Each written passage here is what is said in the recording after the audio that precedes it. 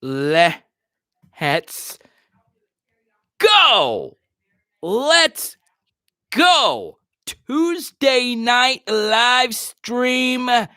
Oh my goodness gracious. Matthew Langlois, Sage Ryan, Derek Davis. Did you just hear what Ed Orgeron said about you? You're going to have to play day one, potentially. Lots to get to as far as his first spring practice. As you guys saw earlier today, as Mo Funky brought this up, normally we don't do a video and a live stream on the same day, but this was such a special day that I wanted to do a video and this today, and we will have another video tomorrow. And obviously the video from earlier today involved the new jersey numbers at LSU, and of course, Mason Smith being the big number 0. Also, Ed Orgeron just said that because Max Johnson won the final 2 games of the season, Max Johnson got the first team reps today at practice. So, look, that's very interesting. And they said behind Max Johnson that TJ Finley and Myles Brennan got equal amounts of snaps there. So that's really cool. And that's kind of a surprise because, Myles Brennan's on leadership council. He's fully healthy. But Ed Orgeron decided to give the first team reps today to Max Johnson. Now, that doesn't necessarily mean he's going to be the starter next season, but Ed Orgeron did just say that very thing. A few other updates from spring practice today. I'm just reading off some quotes from his Zoom press conference here. Those are the 2 big things that Max Johnson got the first team reps and the jersey numbers were released today. Also, this was confirmed today that Eli Ricks will be out most of spring. Do not panic about that. I said this the first day the spring practice was scheduled. I did a video and I said, there's going to be some veterans that have injuries and they're going to sit out. Now, if there was a game today and they needed Eli Ricks to suit up and play it, he'd probably suck it up and go out and play it. That's just part of it. It's the spring. It's not that big of a deal. We know Eli Ricks can play. Now, I know there's going to be some of you that say, well, with the injury, what I mean, we're getting a new defense put in. We need him out there learning Durante Jones's new defense. But as Ed Orgeron said this morning on his interview with 104.5, he said, look, we've already done walkthroughs. We've already done meetings and all of that. So, the actual playing part of Eli Ricks' game is not something that you need to worry about. So we will see what happens there. So we welcome in Nick, Drew, Music, Mo Funky, Danny. What's going on? So I'm going to just read verbatim what Brody Miller has tweeted out here. We've already gone over Max Johnson. Myles Brennan looks 100% to him. Micah Baskerville is out due to academics, and they hope to have him back this summer. Brennan did not end up needing surgery, so it healed on his own. There was rumors that Myles Brennan was going to need surgery. LSU is doing some snaps under center in Jake Peetz's new offense, so that's new. And Orgeron said he was the one that made the call that Max Johnson was going to get the first team reps here. Ed Orgeron on the sense of urgency. I was born in Louisiana. I understand LSU's expectation, and he expects his staff, and he understands in 5-5 don't cut it. So that's essentially everything Orgeron had to say. So take that for what it's worth. We'll welcome in Dexter, Drew. So a few things I want to start this live stream off with. Number one, there's going to be injuries. There's going to be injuries that you're not going to need to worry too much about. And obviously, Eli Ricks, you want him healthy. You want him out there. And obviously, the rumors are going to continue from trolls that Eli Ricks is going elsewhere. It's just not going to happen. It's just one of those stories that's just going to continue to happen. Now, wipe the sweat off my forehead. It is burning hot out here. But I do want to include this as well, that Ed Orgeron is obviously open to new guys stepping into new roles. We did the tweener piece yesterday. Will Dwight McGlondon be able to step up? Will Derek Davis be able to step up? Will a lot of these guys like Antoine Sampa, new linebacker coach, you are a high-level 4-star recruit. Josh White the same way. There's obviously a reason why you could play. What happened? I just got that stimulus. Oh, you just got the stimmy? Oh, stop the live stream. Stimmy, stimmy, stimmy. Can't you see? Ha ha, my baby got it. What's that song on TikTok? I got the stimulus check, yeah. I got that stimulus. But now that, hey, look, that doesn't mean to not super chat. I do not want that to be the case. Huh? That's probably like the worst thing. Hey, y'all just got 1,400. You don't need any super chats. You don't need any Venmos. You don't need any Cash Apps. So speaking of which, that is so funny. And let me.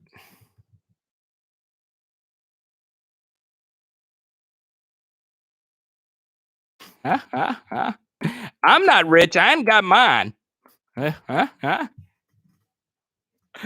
But once again, that is good. That is good. That's like the worst thing she could have said to me to start this live stream. And she took my fan in there in my studio. Danny, oh my God, please. I heard Eric Gilbert coming back is possible. Can we move on from the story? And yeah, as Drew points out, Coy Moore's already taken Eric Gilbert's number. Devonta Lee back to wide receiver. Is that what his position said today? The big thing today also is that on the official roster, they said Jack Besh is not a wide receiver. He's receiver / tight end. So that's so fascinating. Well, funky, I didn't even see that, and I did a roster piece today. Look at me. This is why Mo Funky's here, to make sure I don't make mistakes. I didn't see that. I didn't see his name was shifted back to wide receiver, or if it was ever changed. He's played every position. Oh, man. So, obviously, Venmo and Cash App is wide open, as is the Super Chat. You guys could talk about whatever you want with that power. When you Super Chat, you control the chat. You control the topic. If you send in a Super Chat right now, guess what? And you want to talk about, is Ruben Randall underrated? We'll talk about Ruben Randall. If you send in a Super Chat and you want to talk about Toby Weathersby, we'll talk about Toby Weathersby. Yeah, I know, Mo Funky, but I also went through the entire roster. I didn't even notice that. It's just one of those things with Devonta Lee, because I get this question all the time about Devonta Lee. Like, is he ever going to play anywhere? I don't know. Your guess is as good as mine. Does the stimmy count as money towards the Tartar goal? No, we still got to get to 400. We still got to get to $400 if we're going to get to Tartar. Because Tartar is special. You guys know Tartar. What's up, Esteban? I was waiting for Esteban. Every time Esteban, I'm dead serious. Anytime he jumps in the chat, I get excited. Esteban's one of those guys you can really feel his energy for LSU football. Nick, this is a very popular question. Who do you think is going to get the number 7 uniform? Okay. Devon, what's up, man? I haven't seen you in a while. So I get, this is up there. All right. I'm going to share with you the questions I get a whole lot about. Who's going to get number 7? Is Derek Stingley Jr. going to play offense? Is Eric Gilbert going to come back? Those are three questions I get a lot of. Ironically, the recruiting questions have actually gone down. So to answer that question, who do you think gets the number 7 uniform? Maybe it's a good thing that nobody gets it. Maybe it's one of those things where you have to earn the jersey number either right before the season. I think there's an NCAA rule that you can't change jerseys during the season. I don't know. Um, maybe it's better if you don't give it to any player. Maybe, I heard someone say this. Maybe giving it to Cade York is not a bad option, because what happens sometimes when you switch jersey numbers, or you go from like so and so number to like number 1, like one of the coveted numbers in college football, and obviously number 7 at LSU is the coveted number in college football. If you're wearing number 7 for LSU, everyone knows that you're, a BAMF. It's just one of those things. If the one thing when you get that jersey, some guys tend to press. And look, obviously Jacoby Stevens got the number 7 uniform last year. He wasn't as good as he was the year before. When I've gone back and watched some old 2019 footage, I think it was overstated how bad Grant Delpit slipped off. I think he was better in 2019 than we tend to give him credit for. I think we were so hard on him because he was the best safety in college football the year before. And in 2019, he wasn't even the best defensive back on his own team. But he did win the Thorpe in that number 7 uniform. And then obviously, you go the year before that, that was DJ Chark, and that list goes on. So, maybe no one needs it. Maybe no one deserves to wear the number 7. Eli Ricks, I'm fine with that. Tony, what's good? I'm wearing your shirt, man. Maybe so. Maybe so. But, we were talking about jersey numbers. Earlier, we did a whole video on that very thing. It may not be as important as it may be, as we think it is. If you get that number 7 uniform, you better be a playmaker. You better go out there and make some serious plays.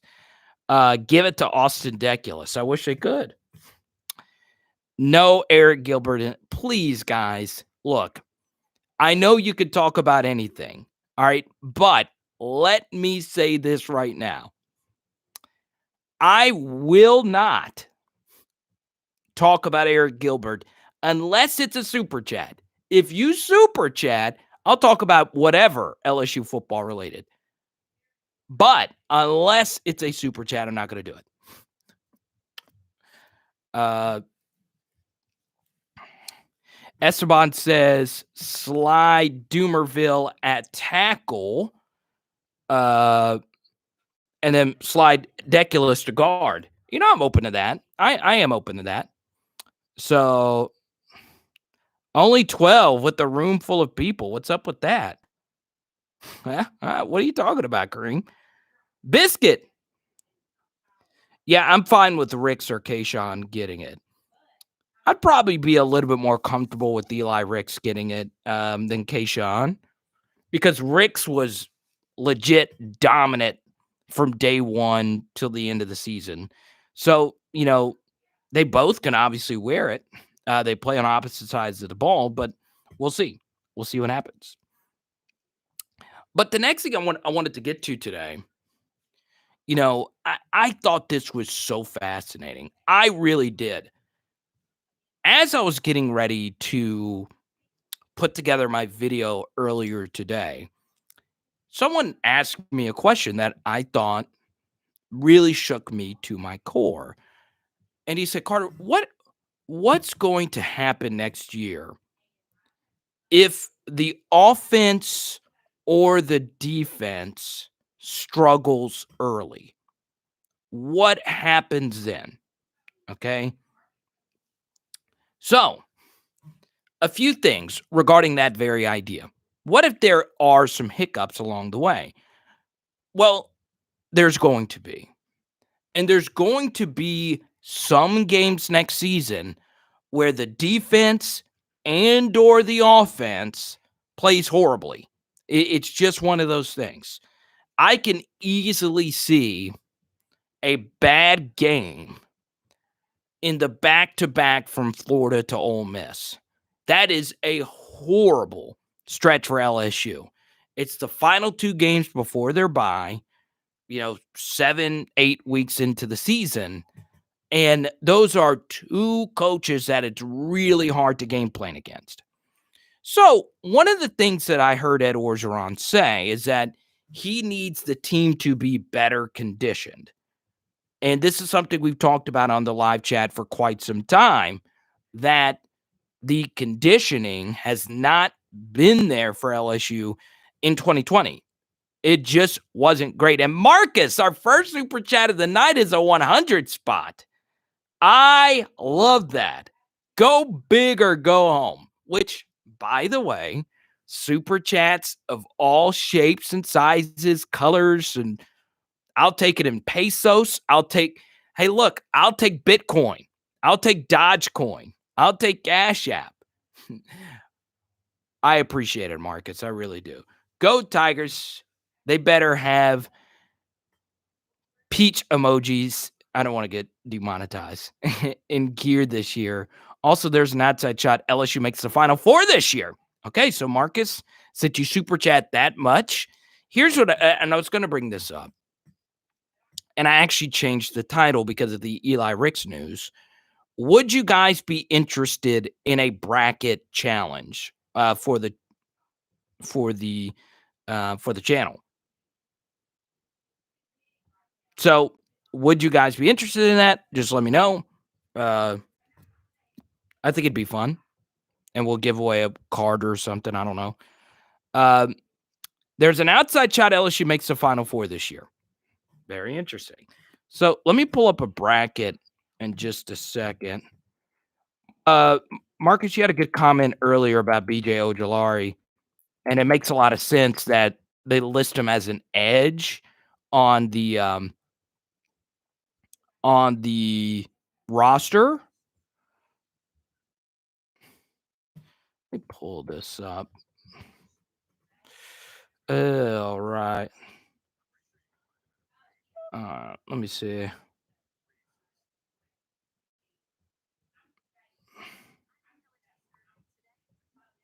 Tiger Woods released a statement. I just got that alert on my phone. Nick, I know you hate basketball.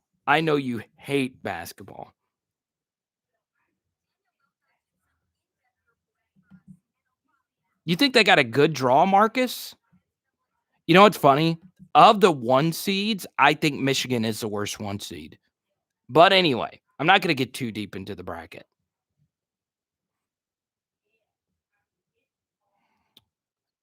Let's see.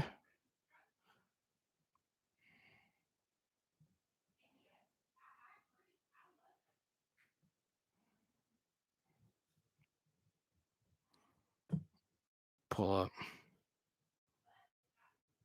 Oh, this is so blurry. Trying to find a good NCAA bracket on my phone.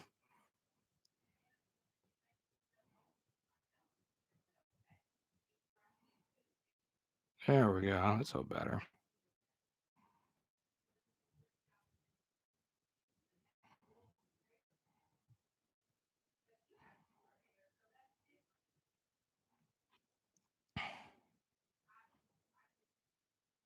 I just don't like that they put LSU and Alabama on the same side of the bracket. Dude, the 8 seed really pissed me off. I'm not going to lie. I honestly don't think these guys really pay attention. I really don't. I really don't freaking think that they do. Anyway, Ricks is battling an injury right now. Devon says Clyde Edwards-Helaire spoke to the team at practice. Don't be surprised if they end up in the college football playoffs. Oh, that's all it took, Devon. It's a pet talk. Hey, I'm not going to lie. Clyde will get you inspired. With the way that he runs, it's hard not to be inspired. It's hard also not to be inspired by what Ed Orgeron said this morning. Did you catch this? Let's see if you guys caught this, okay? This is crazy. Wait, Stead and Net2, are you a Colgate fan? I don't even know where Colgate's located. And they're playing the Arkansas Razorbacks, who I know it's sacrilegious to say that I like the Arkansas Razorbacks. I do. I like their basketball team. I've had friends play for that team. So that's crazy. I don't even know where Colgate's located. Huh? Look, next to the toothbrush. So here's what's fascinating. I do think this was one big takeaway, right? At the end of the interview, Jacob Hester this morning asked Ed Orgeron about the running back position. And look, the running back position needs pushing. And we talked about Kavontre Bradford. We talked about Josh Williams yesterday. And in that tweener video yesterday that we did, that was the first guy that we talked about was Kavontre Bradford. But this is key. I may have to go back and re-listen to it. Ed Orgeron didn't even mention him. Ed Orgeron did not, and someone could correct me on this because I know some of you actually listened to the interview in the morning. I went back and listened to it. I don't remember Ed Orgeron, and Mo Funky, you might help me because I know you listen to their show every morning. And shout out to T-Bob and Jacob. T-Bob, a good friend. Is there a mention of Kavontre Bradford? Okay, you did? Okay. Nevertheless, I'm glad that he did. I'm glad that Bradford's on the roster. But my point still remains the same. He needs to have a killer spring. He needs to destroy the spring because you could be caught in the middle.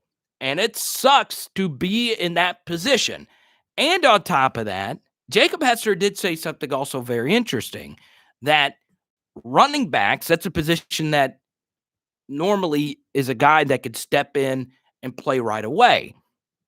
Well, that may be true, but something else that is a little bit different is that because teams don't run the football as much, running backs don't get as many touches. Now, let's take Jacob Hester's team, for instance. Jacob Hester's team had obviously, Jacob Hester was the number one back, but there was still Charles Scott. There was still Keelan Williams. Then you go to the 2011 team that had what? Spencer Ware, Michael Ford, Kenny Hilliard. Then, you go team after team, run-based team after run-based team. Even in, we went from that year that Jeremy Hill broke out in 2012, that was Alfred Blue, Kenny Hilliard again, and all those guys. Then Jeremy Hill was the number 5 guy. Then after that, it was Fournette. Then Fournette and Geis. Then Fournette, Geis, Williams. And then Williams, then to Brissett. And because LSU was a more run-based attack, more running backs got carries, okay? Now that's changed. It's not one of those things where you need 1,000 backs to get 10, 15 carries a game. So it's going to be fascinating. It's going to be really fascinating, that position. And this is one thing I really liked about Ed Orgeron. And sometimes, and as you guys have brought up, some of you guys have super chatted about this, that you sometimes wish Ed Orgeron didn't say certain things. I know the Aranda thing was something that bothered a lot of you. Whatever.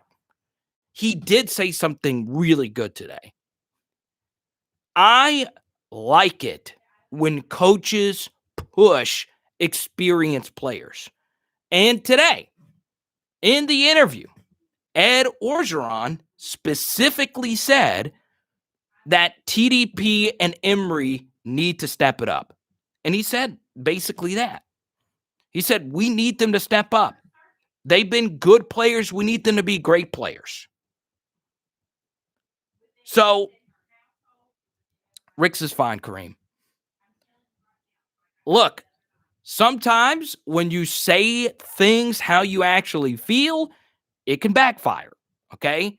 You could get carried away with saying certain things. I have a Derek Stingley video coming up. I think Ed Orgeron kind of backed himself in a corner when he said what he said about Stingley playing offense this next season a year ago. It didn't make much sense to say that.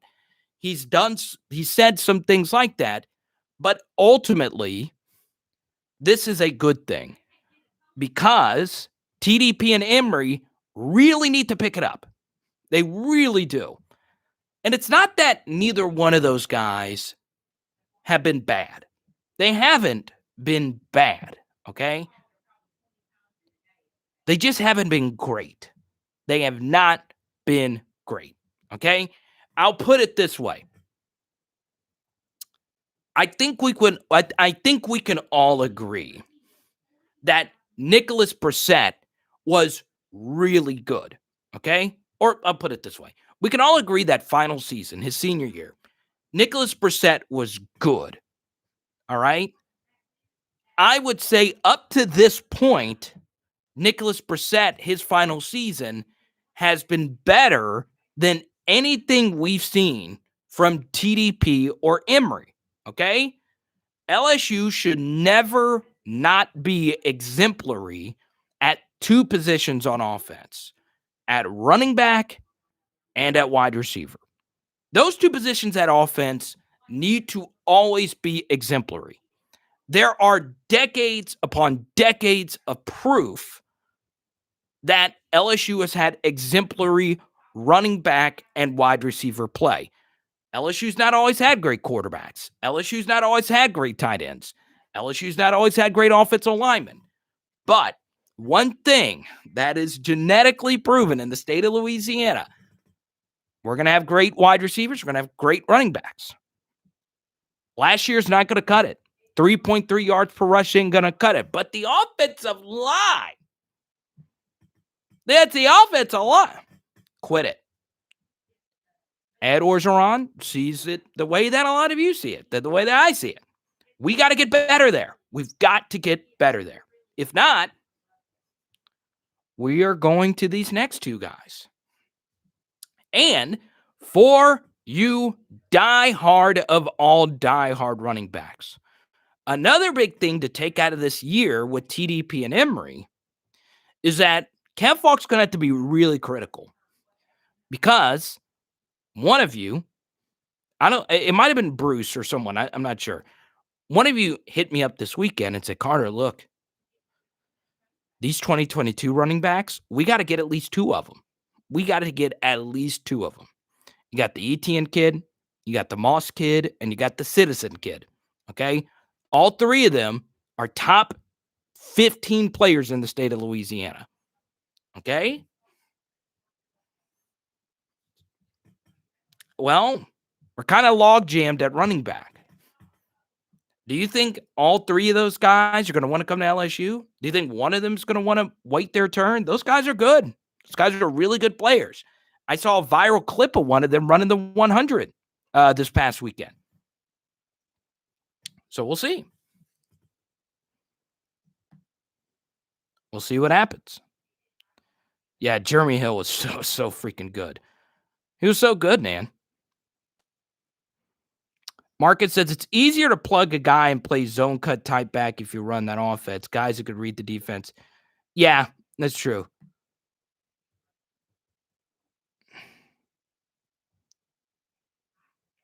Yeah, you're right, Mo Funky. He did compliment him as well. But I don't like it for all players, but I think that's because the timing of it's important as well.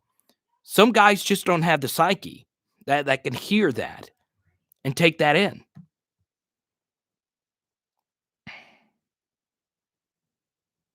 No, Mac, I'm not criticizing Nicholas Brissett. In fact, I have his NFL rookie card, his auto NFL rookie card. But he should be the floor. That should be the floor. And TDP or Emery have not been that good yet. So, look, Jussie, you can win a lot of games with Brissett as your lead back.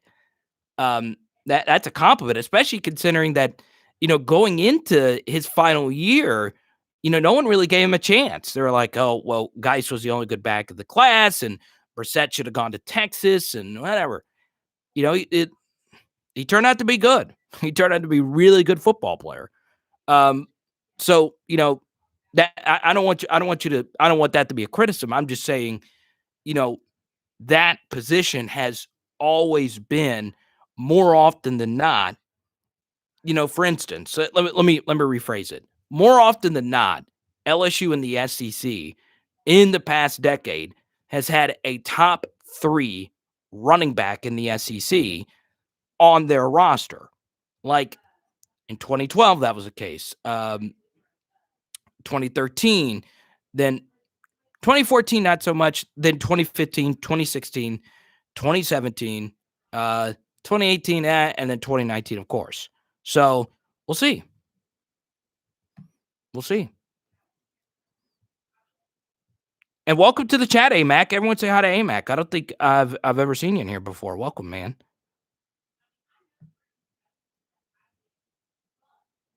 Yeah, it's one of those things.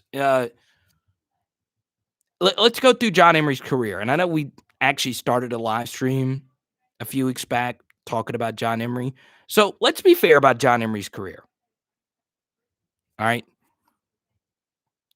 Freshman year, got beat out by TDP to be the backup. Okay. All right. 2019 team, neither one of them were ever going to start over Clyde. However, John Emery looked good, in a little bit of film that we saw. Here's the problem that a lot of high school kids struggle with, okay? And this is going to sound like old man life lesson kind of whatever.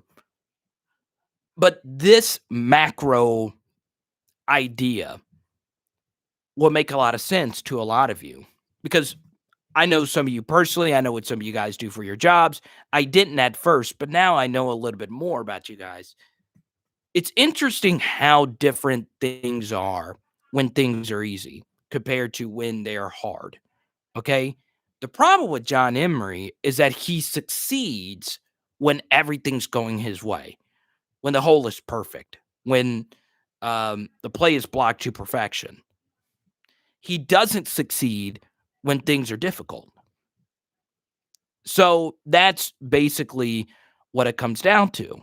Now, there is legit a high amount of pressure on his shoulders. And off the field, he's had to deal with some tragedy. I know the pandemic hit his family, which obviously stinks. But this is just one of those cases where, now's your year. This is it. This is your year. And we'll see. We'll see what happens. Injuries, of course, have been an issue for him as well. But, you look historically, a lot of the best backs that have ever played at LSU has had to deal with some form of an injury. So we'll see. We'll see what happens. What's up, PLG? You didn't miss a whole lot. Carlos Correa from the Astros. What's up, man? I saw today that the Matt guy, the former LSU videographer.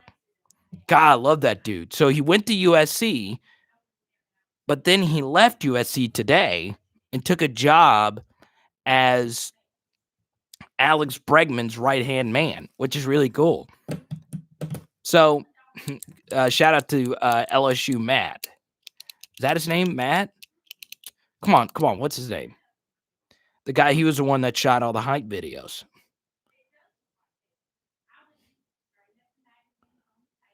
That's true, Devon. Will something. I said Matt Tornquist is the other one. Will Stout is his name. Will Stout. Matt Tornquist is still with LSU, and he's a beast too. He's good. He was the one that did the Tornquist was the one that did that really sweet Jamar Chase video with the number 7 unveiling, and he showed how he made that video. It was such an underrated hype video. I think we forget about it because Jamar never actually wore number 7. He said he spent 15 hours on that 1-minute video.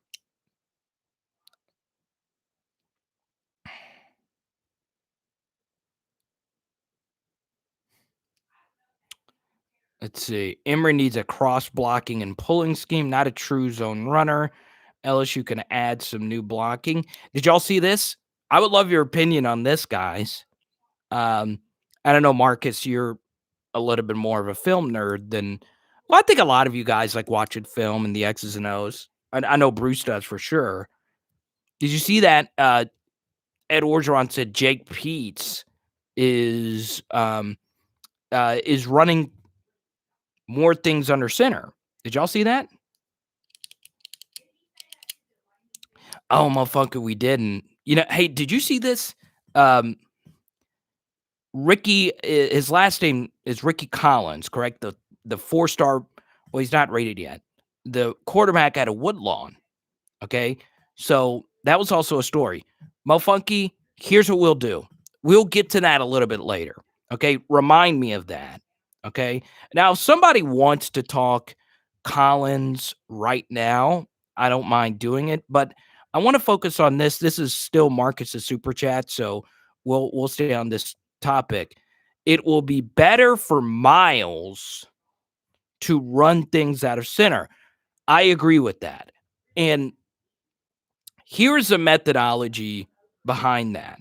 Okay. So, what you have to do when you have a quarterback that is a pocket quarterback, you not only have to focus on how much that changes. Okay, Marcus, thank you. We will get to Ricky in just a moment. One quick thing about him.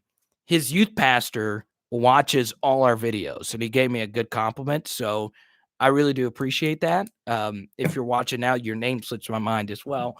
But he commented when I posted a photo about him, I would really like that kid to come to LSU. So he's in that 2023 class. Archie Manning's in that class. Eli Holstein, then Jai Eugene's son. I would love to see Jai Eugene's son play for LSU. He's the quarterback at Destrehan. He's left-handed. I don't think they view him as a quarterback down the road, but we'll see. And apparently, Jai Eugene has a seafood company now. I've got to try some of Jai's seafood. So here's what's interesting about offense is that sometimes you not only have to worry about, sometimes you not only have to think about what goes through an offense's mind, you also have to think about what goes through a defense's mind.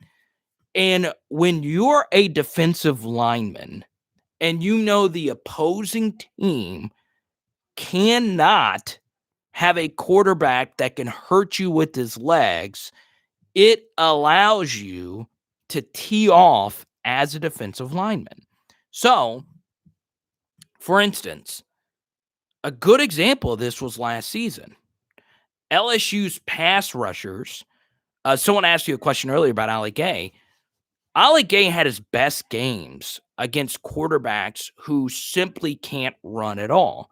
He was pretty good against Florida. He was exceptional against South Carolina. And I can argue his game versus Mississippi State was the best defensive single game performance of the season. He was really that good versus Mississippi State. Unbelievable. And all three of the quarterbacks simply could not move. They're just not runners.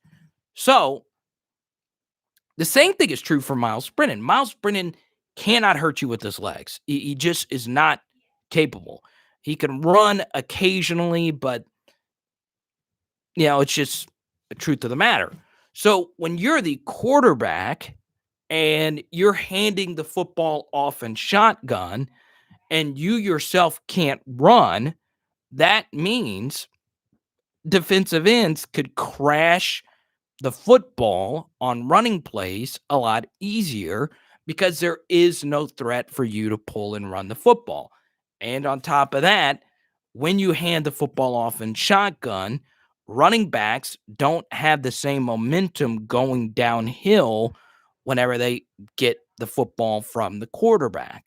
So in defense of TDP and Emery, it is not the same dynamic when Myles Brennan hands you the football compared to if Joe Burrow or Max Johnson hands you the football.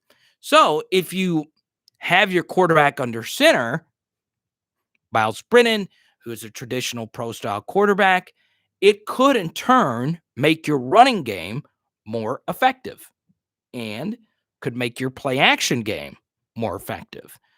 And it could help your offensive lineman when blocking against defensive ends. So I think going under center would help out LSU's running game some, especially if Myles Brennan's going to be the quarterback. At least for runs if we keep the same two tackles. And that's going to be another big thing. Who are the offensive linemen going to be? Who are the guys that we can trust to protect at right tackle and left tackle? There is growing sentiment amongst you guys that Austin Deculus should push inside and let's start Doomerville at tackle. Let's start Cam Wire at tackle. We'll see. Jamal, what's good, man? Kevin, what's good?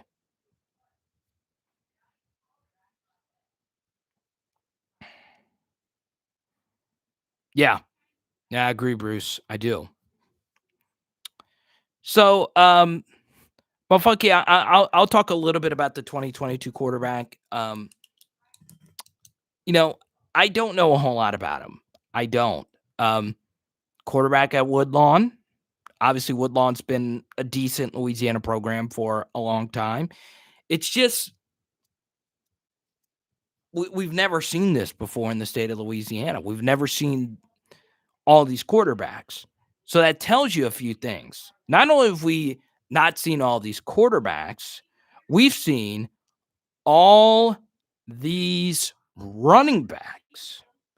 And we've seen all these wide receivers in the state of Louisiana.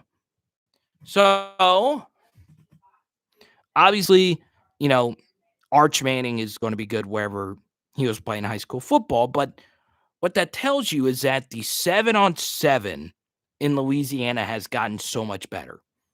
Legit. I think wide receiver in the state of Louisiana has gotten so freaking good that it's a waste of time to go recruit any wide receiver outside of the state of Louisiana. I really do think so. I'm not sure if it's even worth it. All of LSU's wide receivers that have been superb at LSU, almost every single one of them are from the state of Louisiana. And it's not just that they are from here. It's also some of them were not high-level recruits. We've seen not one, but two. Black Goatee, what's good? Let's see what you say. Interesting. I like the outside-the-box thinking here from Black Goatee. I want to get to that really quickly. But one quick thing here about the wide receivers is that LSU's not had one, but they've had two Pro Bowl wide receivers in the past 2 seasons that were 3-star recruits and below, with DJ Chark and Justin Jefferson. And they've also had 4- and 5-star receivers be Pro Bowlers in the last 2 seasons. And that's obviously Odell and Jarvis. So, it's one of those things. Like, is it even worth recruiting some of these other wide receivers? LSU's already got 3 wide receivers committed for this next class. And I know Deion Smith isn't from Louisiana, but he grew up loving LSU, and he's from Mississippi. And Mississippi fans don't like it when you talk about this, but there's a lot of people in Mississippi that are LSU and Saints fans. They just are. I did a comedy show in Natchez, Mississippi. I mean, people went crazy in the middle of the set. I was in 2019. In the middle of the set, I started talking about Joe Burrow. They started going nuts. And an Ole Miss game was on the TV while I was doing this stick and set. Anyway, that's not here nor there. Ultimately, you know, there's so many great wide receivers and there's so many great running backs. And that tells you that, you know, it was only a matter of time before Louisiana started producing more quarterbacks. They have a five-star quarterback in 2022. They have a five-star quarterback in 2023, and apparently there's going to be some four-star quarterbacks coming from the state there with Collins, Holstein, and whatnot. So that's pretty crazy. That is pretty freaking crazy. So let's go to Blind Goatee here. Carter, I've been watching film from the past 3 years. I like that. Seems like Bill Busch was a problem in 2019 and 2020. I understand the following. Okay.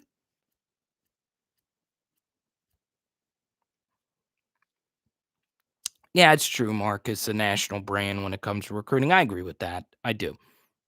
So let's start with this. And Mark, we'll get to your thing about wide receiver. All right, Black OT, my first question to you.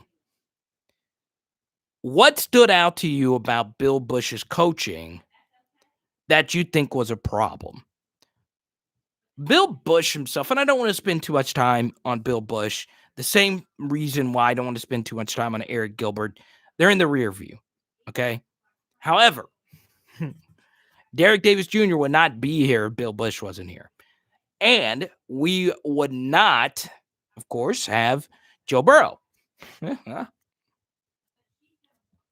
So, first thing, how many of you think Bill Busch was a coaching liability as a safeties coach? Or do you think last year was mostly because of Bo Pelini? Because Black Goatee, you say that from the past couple of years that Bill Busch was the problem. Let's see. So 2019, LSU had decent safety play. Last year, it was the worst safety play ever.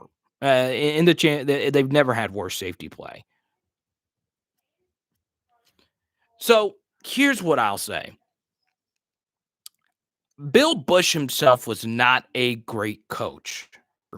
And look, I think Derek Davis Jr. is going to be phenomenal.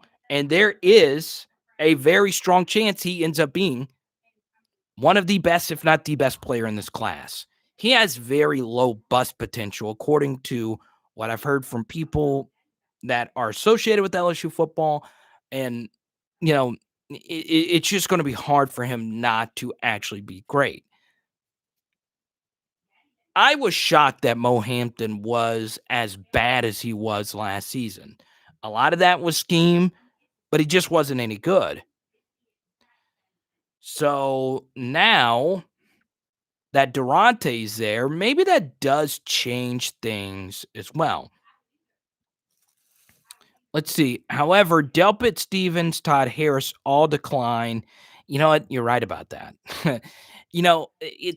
It's hard because obviously Todd Harris was hurt to start the season, but he was really bad. He was really bad to start this past season. And a lot of that is playing after an injury, in all honesty, but still. So Black OT, I appreciate the super chat. I do think Durante is going to be a big upgrade. Even if you don't think he's going to be the best defensive coordinator, by pure default, the safeties will be better, even if they're not all that experienced. They were so bad last season that it's the only way they can go is up, right?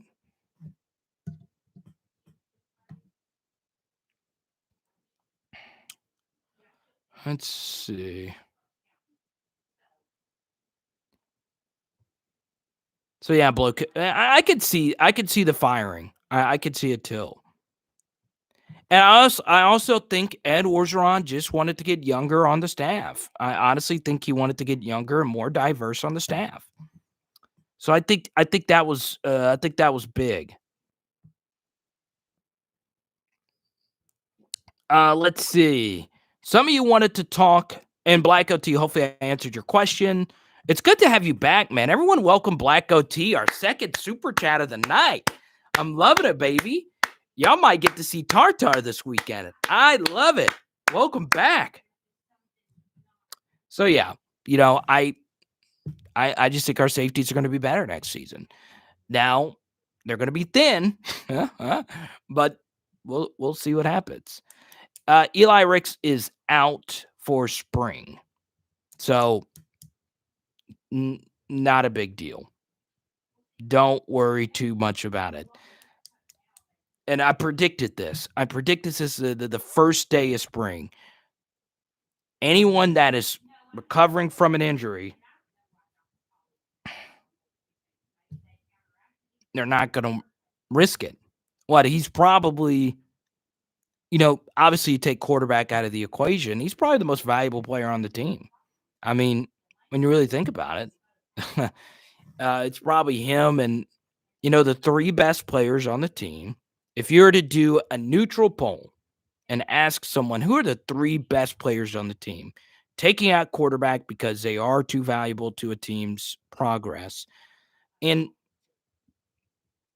I think mostly everyone would say Ricks, Stingley would be 1 and 2, and then Kayshawn would probably be number 3. Esteban, thank you, man. I appreciate you for your super chat. No, it wasn't major. He's just out for spring.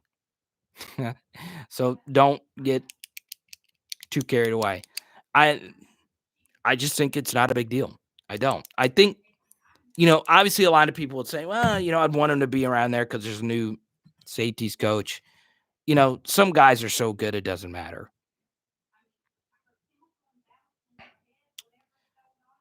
We'll see. Yeah, Rick Stingley and Ojolari. Interesting. That's fine.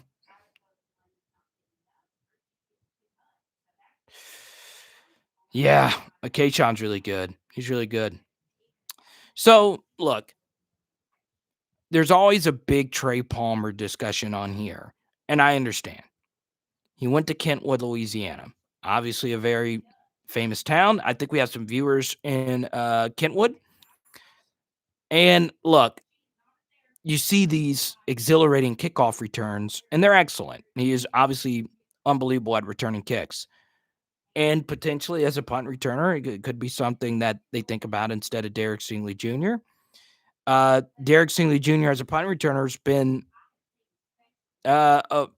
not too great.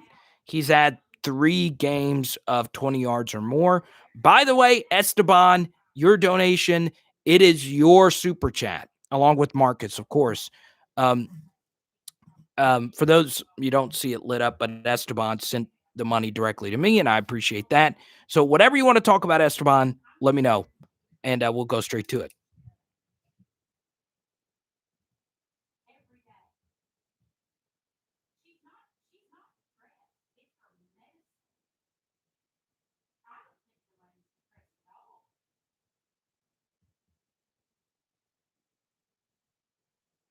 So, yeah. K Flower says he really likes Deion Smith. So Esteban wants to go talk defensive ends. Okay. All right. We'll talk defensive ends. I could do a channel just on LSU defensive linemen. It's by far my favorite position. Nothing comes close to defensive line. So I take it really seriously. So let's go to, and we'll go back to quarterback. Cosmos. How do you say your last name? Cosmos Zuna. All right. Everyone welcome Cosmos to the live stream. You need to keep hanging out with us, man. All right, Esteban, you said defensive ends, Ali Gay and Andre Anthony. Let's go to this question, though, because it is a little bit more general. First thing, Andre Anthony, Ali Gay, I think they will start off as the starting defensive ends. And then what they'll do is on second down, they will then push Ali Gay inside.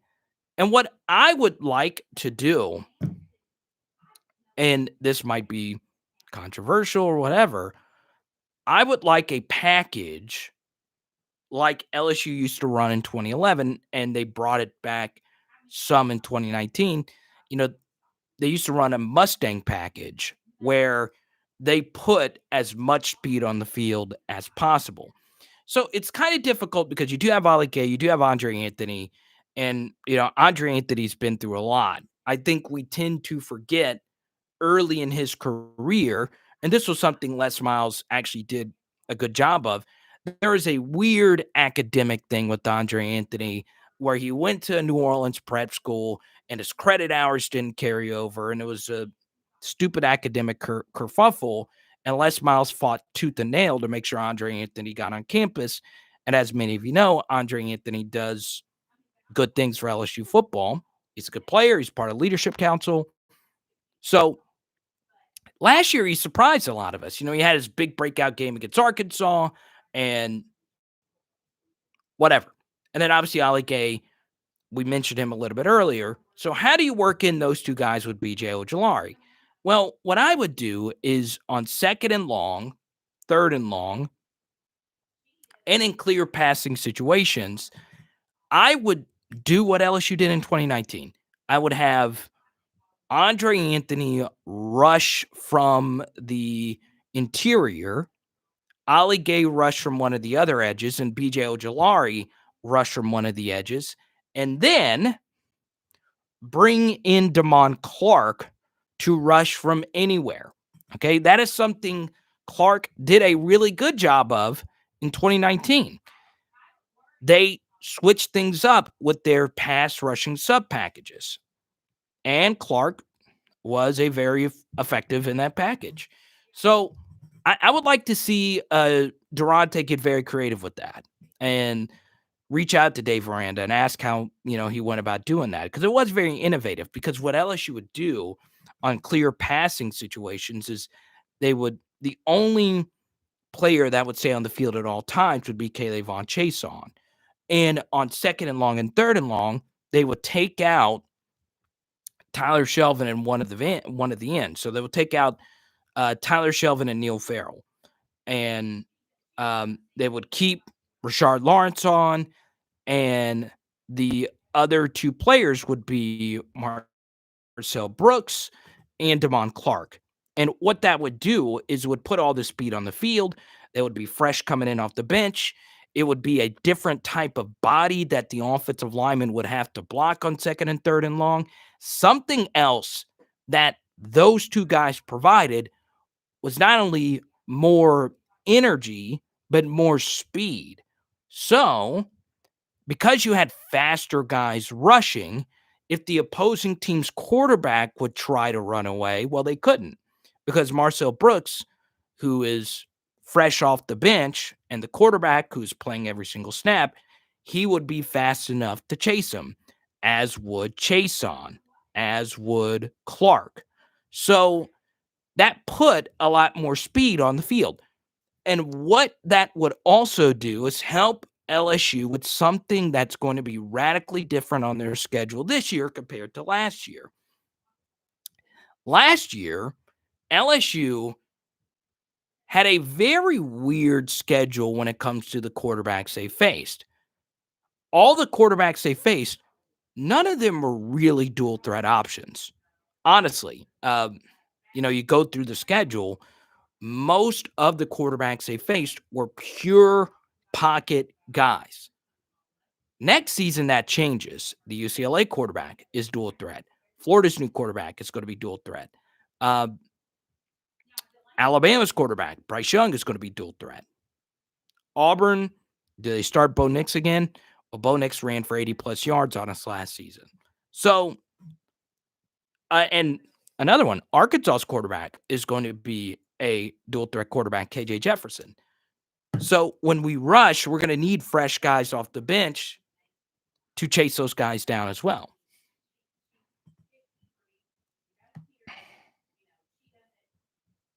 Exactly, Esteban. Dude, Damon Clark is really strong. And that's something he could be a little bit more comfortable doing. Maybe he's not a linebacker. Maybe he can't play a linebacker at the next level. What we do know is he is a real athlete that has amazing strength and above average speed. So we'll see.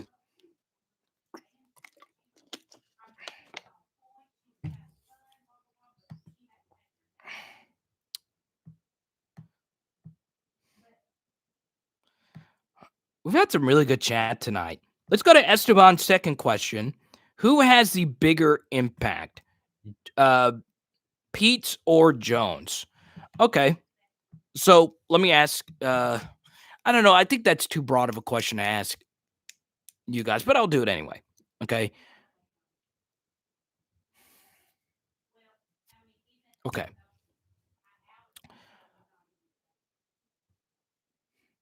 How could I phrase this question to make it the best debate?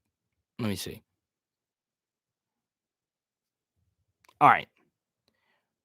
Who has a let me put it this way. Who has a bigger challenge ahead of them?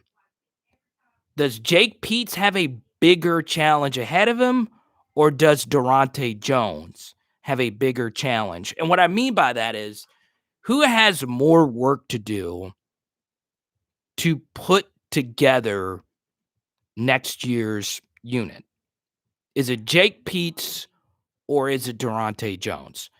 Obviously, type JP for Jake Peets, type DJ for Durante Jones. All right. Paris, what's up, man? First time you commented. About time I heard from you. Okay. Achiki says Jones. This is a really good question, Esteban. I should keep you around, Esteban. Huh? DJ. All right, I'm getting all your responses here. PLG says he needs to put 2022 a great team. B. McKinney. Dude, Mississippi State, low key, has produced some hosses on defense, whether it be Willie Gay or Jeffrey Simmons or Cameron Dantzler. They produce some good defensive players for being like the least desirable place to play in the SEC West.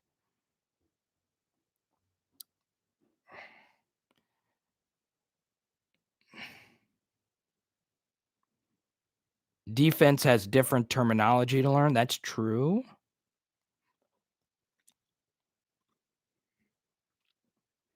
Kareem says, what's the next deep dive topic or video? I don't know yet, Kareem. That's a good question. I wanted to do another film study this week. We still have part 2 to off of last week's film study. But the thing about the film studies is, man, dude, I want them to be so perfect. I take so much time doing them that, and I shared this in another video, I'm not allowed to monetize those videos. So, it's just one of those things. And the off season, not as many people are watching your videos. The AdSense isn't the same. So I'll do more film studies. However, we'll see. We'll see what happens.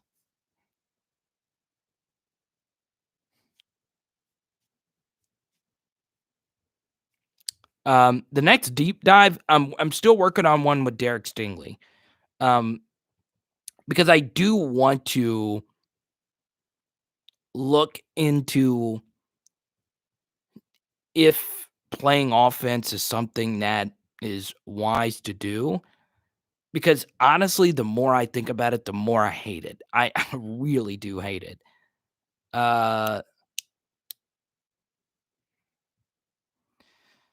yeah, I really hope that they don't try and force that on Jake Peets or Durante. It's just as simple. Unless your wide receiver is Jamar Chase, or just unless your wide receiver is truly exemplary, there is so much more value in a corner than a wide receiver. There's just not as many great corners as there are wide receivers. So the value of Stingley on defense is not worth the minimal return you would get for him on offense. So that'll probably be the next video, Kareem. Deep dive video.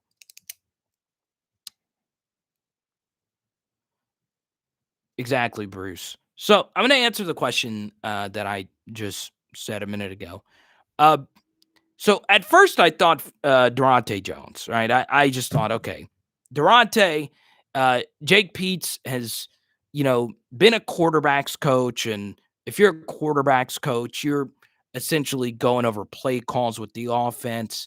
And if you're a secondary coach, you might not be as involved with the actual play calling in theory. But to me, the bigger challenge will be Jake Peetz. Now, don't get it twisted. Durante Jones has a huge challenge in front of him. But the reason why I say, oh, look, we got a super chat here.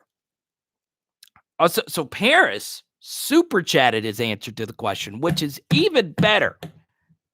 Thank you, Paris. NRMN, I agree. Corner is the hardest non-quarterback position in football. I agree. I could argue, though, if you're a left tackle going up against like Von Miller or someone like that, that really sucks. But I do agree with that. Let's see. Jones could be average and better last year. Peetz has to recreate the 2019 magic, which LSU is not used to. The defense will always have the name DBU. So I do think Jake Peetz has the bigger challenge ahead of him. And here's why.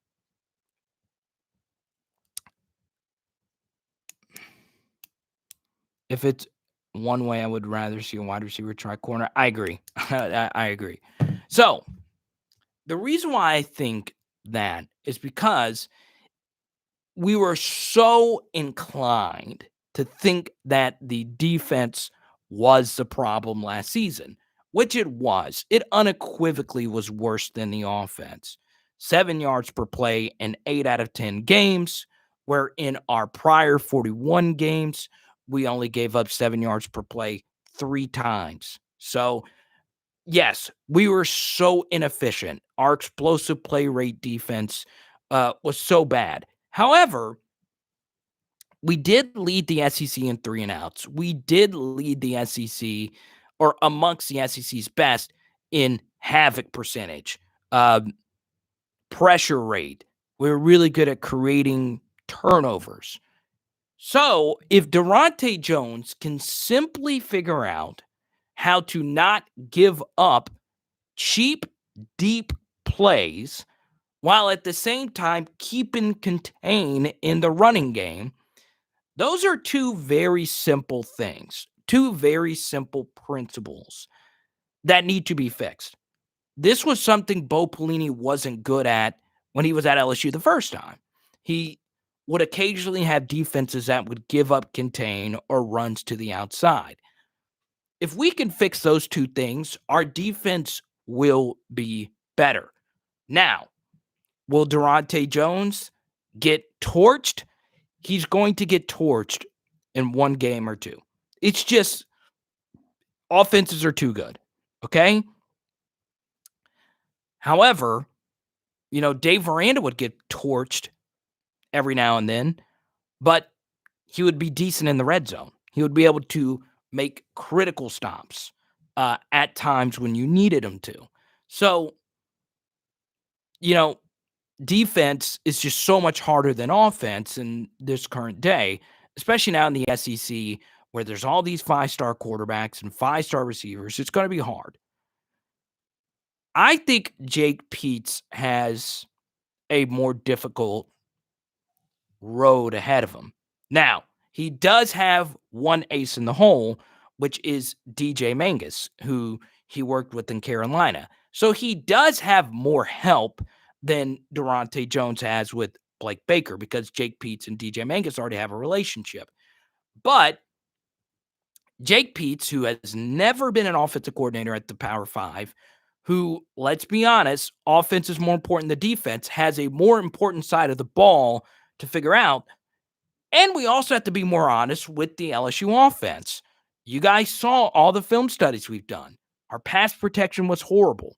We never our our rotation at wide receiver and running back was horrible.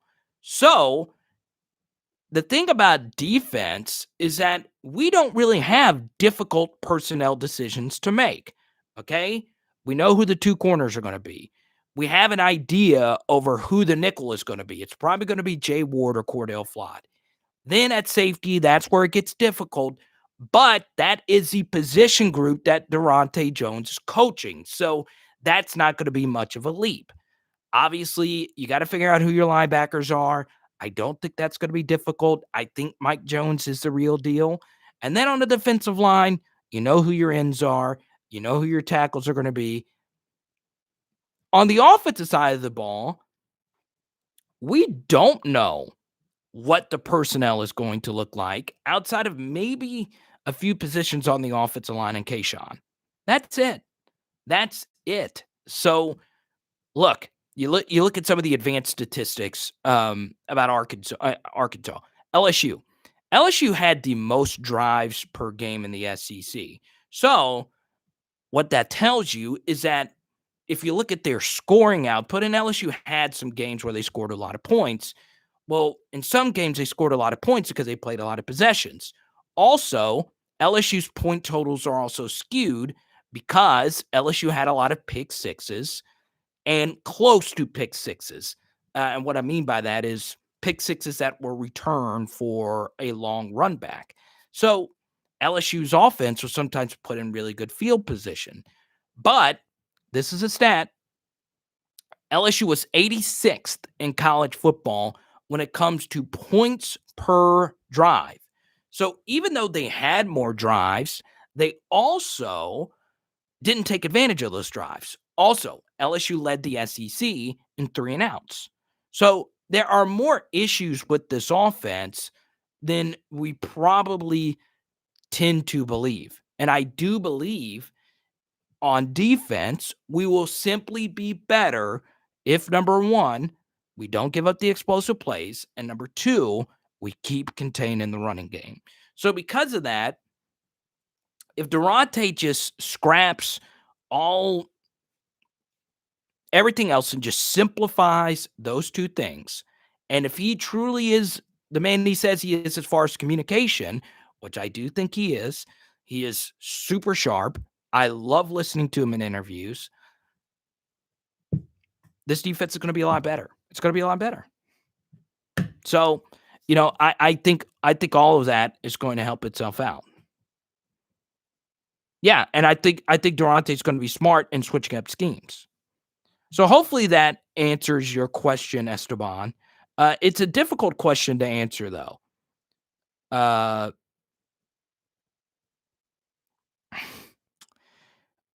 Oh, God, Tyler, what kind of question is that? Jordy went off and started his own show. But I don't, like I said, I get questions a lot about what other LSU media is doing.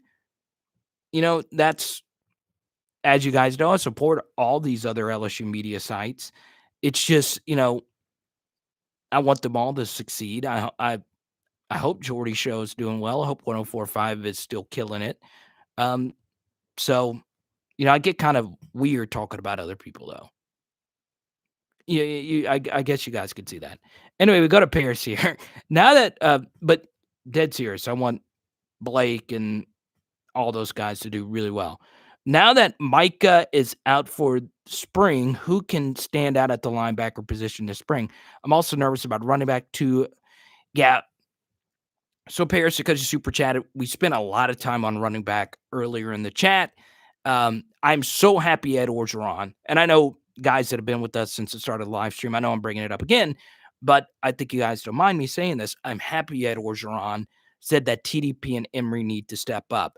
Sometimes a public call out, and it wasn't a visceral call out, but sometimes getting pushed publicly puts more accountability on your shoulders.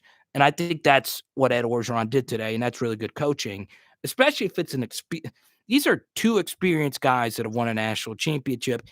And look, TDP, I think I've read this somewhere that Nick Saban's mom, Nick Saban stayed on a Zoom with TDP's mom until 2 in the morning to try and get TDP to sign with Alabama. It's time for these guys to step up. And I'm glad Ed Orgeron brought that out. Now, you did bring up the linebackers. Now that Micah is out for spring, who can stand out at linebacker this spring? Cheeky, we're going to go to your question here as well. Question for everyone. Who will be the biggest surprise, in your opinion, during spring ball? Okay, so let's make this hey, Bug. Yeah, go ahead and get her a TT, and then she's going TT? No. Babe, we might be getting close to Tartar range. Let's see. Now that Mike is out for spring. Okay. Let's start with Paris's question, and Achiki will go to yours next. Who is the one linebacker you're looking to stand out in spring football? I want everyone's response to this. Who's the one linebacker you're looking at the most?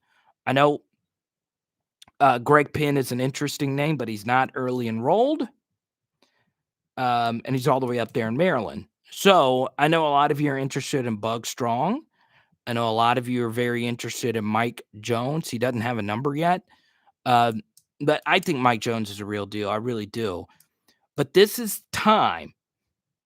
This is time for Josh White and Antoine Sampa to step up.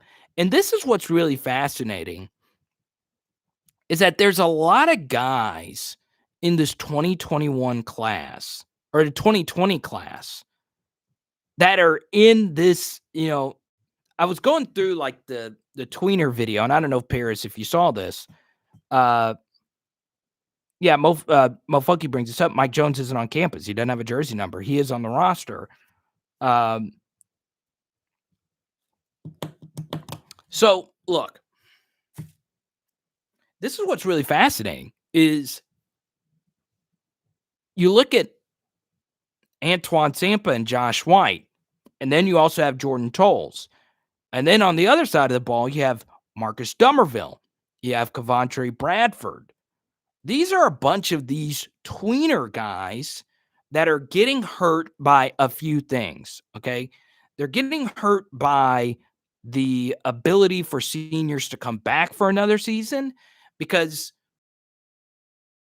would be gone and Jordan Tolles would for sure be starting right now. If it was any other season, Marcus Dumerville would for sure be starting. So a lot of the guys in that class are getting hurt because, you can come back another season. And, that 2020 class, it is a marquee year for them because LSU killed it in the 2021 class. So it's Josh White and Antoine Sampa. Those are the two names you got to look out for. We kind of have an idea over who Damon Clark is as a linebacker. We kind of have an idea of who Mike Jones is. We know nothing, absolutely nothing about Antoine Sampa or Josh White. Now, Bruce, I don't know if Bruce is still in here. Everyone's talking about Bruce has mentioned Josh White on this live chat a few times. So we'll see what happens. So, Paris, hopefully that answers your question there. We move on to a cheeky question for everyone. Who will be the biggest surprise, in your opinion, during spring football? Okay? James, what's up, man? I think you changed your profile photo. James from Ruston via Houston.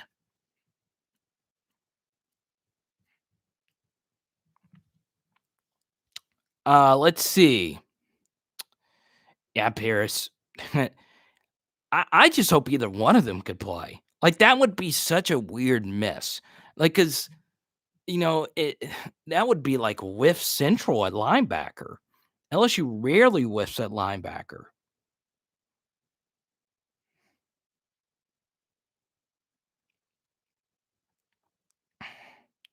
Yeah, James, I don't know what's going on with Philip Webb. We'll see what happens. So let's go to a Cheeky's question. Who is your breakout star from spring football? And I know that so many people are going to get carried away with whatever happens in the spring game. Market says Deion Smith. Huh? Marcus brings up another name here. Jaquelin Roy is another name. I mean, look. Jaquelin Roy, 18 tackles last season.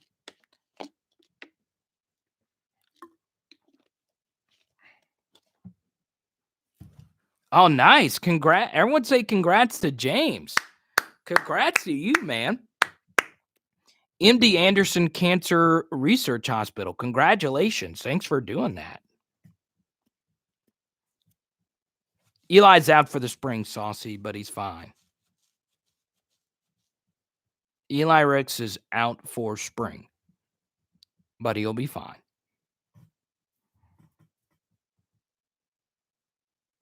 Yeah, I think Jaquelin, he missed a few tackles here and there, but I think he's going to be fine. He played a lot as a true freshman. That's not an easy position to play.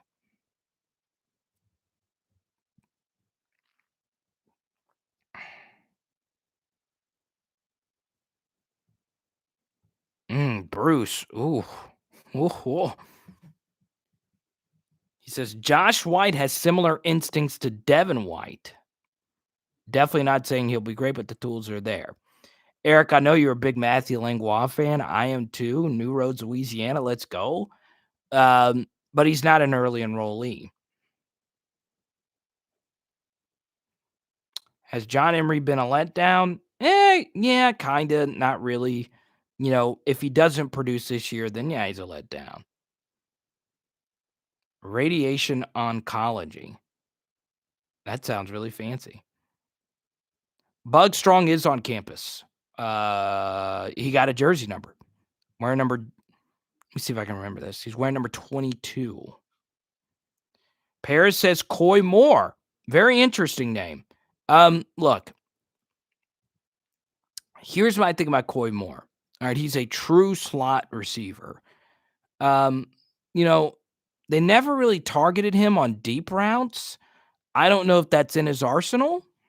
We'll see. But that's going to be his next step. He was one of the few receivers with 15 or more targets. I think he was the only receiver with 15 or more targets that averaged less than 10 yards per reception. I think his numbers were 22 catches from 175. So, that obviously every time you catch it, it's good.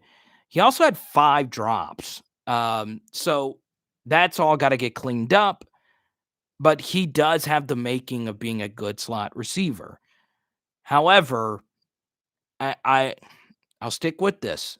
I think Jere Jenkins is very important to this team. I do. And I know we can get super excited about all these different receivers. I think Jere's really good. I do. I think Jere opposite Kayshawn will open up a lot of room for Deion Smith and Coy Moore over the middle. So we'll see.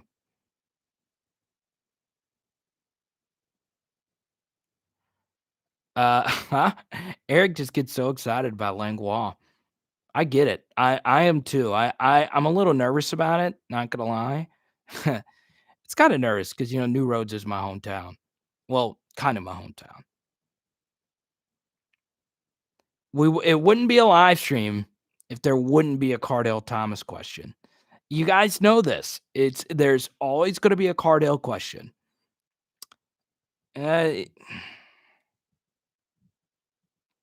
don't know. We're just kind of guessing at this point. Serious injury in year 1. Year 2 wasn't great.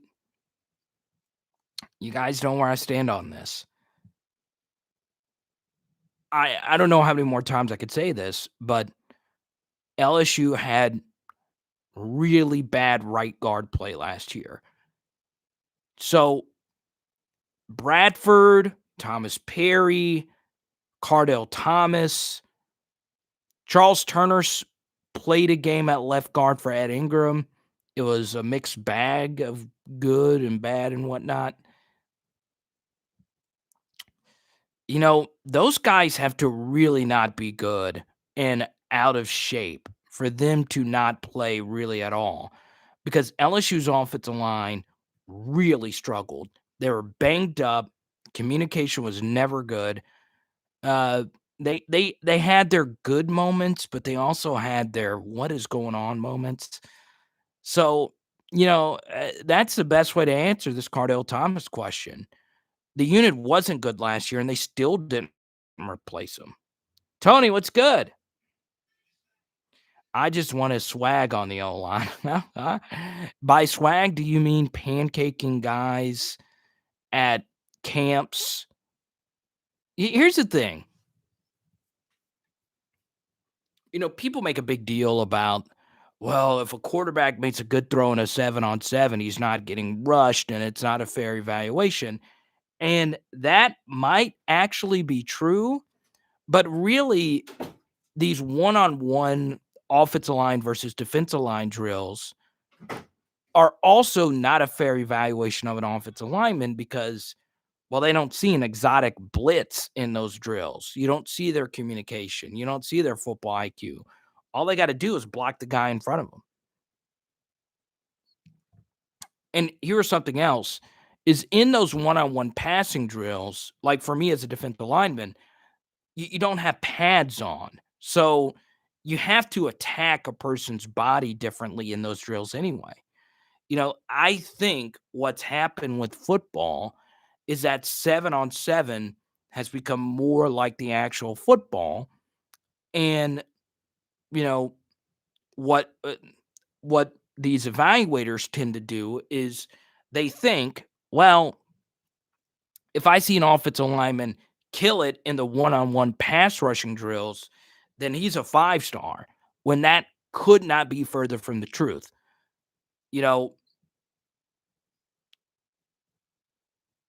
It's just one of those things. You don't have to deal with crowd noise. There's so many different things.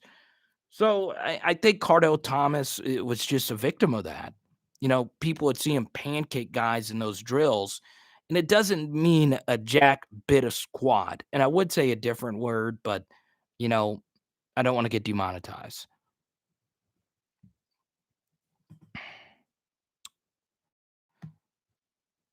I agree, Mark. Ed Ingram at left guard last season versus South Carolina had one of the best performances I've ever seen an offensive guard at LSU have anywhere. I do, E. Noonan. I think Mike Jones will start.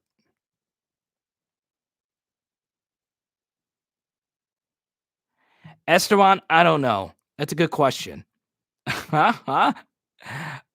Do you want me to just send a DM to Mangus and say, DJ, I do a YouTube channel, and you want to get her in right? Let a bug in. Oh no! What? Come on, Bug. What? I know she's ready. I know she's ready to eat. Come on, Bug. Bring her over here, baby. Oh, sorry. Come on. Y'all ready to see Bug? Oh, Well, what is that bug? Let a gnat in. Oh, a gnat's in here. What she's got? Look at this. Look at this. Take it off of her foot, Carter.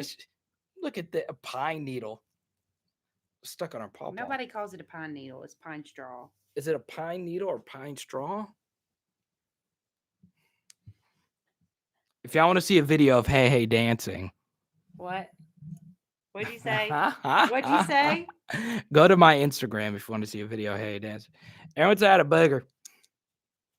What's up, Michael? Oh, don't show Harry Styles. No one cares about Harry Styles. And it sounds. I sing it or we'll get monetized. I think Mike Jones is starting though, E. Noonan. By down year, do you mean 11-1? Come on, I'm gonna burn the fish. Don't burn the fish. Everyone say bye to Bug. She's shaking, baby. Come on. We don't want to burn the fish. I love her so much. Everyone say bye. Come on, baby. We might get her in at the end. Unhook her, Carter. Unhook. Come on, baby. Everyone say bye to Bug. Watermelon shoe. All right. 2011 defense swagger is what's needed. You're right about that. 2011 defense. Obviously, we talk about Tyrann Mathieu all the time, Eric Reed, Mo Claiborne. But then you got to talk about some of the role players on that defense. Ryan Baker, LeVar Edwards, Ron Brooks, Daryl Simon.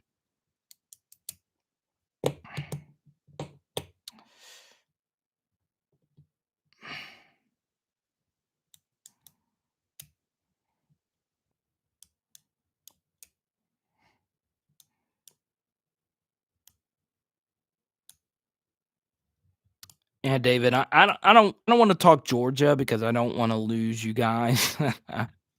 But yeah, JT Daniels is really good. Washington's a good tight end. Pickens is probably the best receiver in the SEC. It's either him or Traylon Burks at Arkansas, probably the best wide receiver in the SEC. And then, Kayshawn after that. Then Kayshawn and Mechie after that. But I think Burks and Pickens are probably the best receivers in the SEC. You're right, Tony. I don't think we give Patrick Peterson enough credit. I really don't. And I know I'm super biased. He was a friend of mine when I was in the media, and I haven't talked to him. I hung out with him some at the LSU versus Wisconsin game in Houston. I got to spend a good little bit of time with him, but he's simply the best. He's simply one of the best college football players ever. Paris, we're working on Tar. I know some of you really want to see Tar. We'll see. We'll try and work it in on Saturday. Chad Jones wasn't on that 2011 defense, but he is underrated. I agree with you. Brockers. Yeah, Brockers is good. Mingo is good too.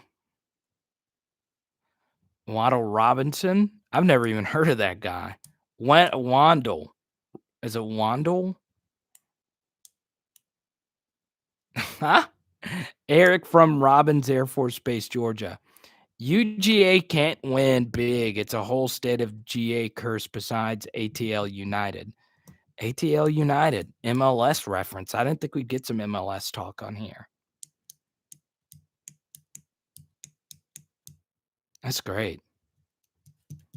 But Paris, we'll work on that tartar thing for you. I said we needed to get $400 in super chats. We'll see. It's the off season.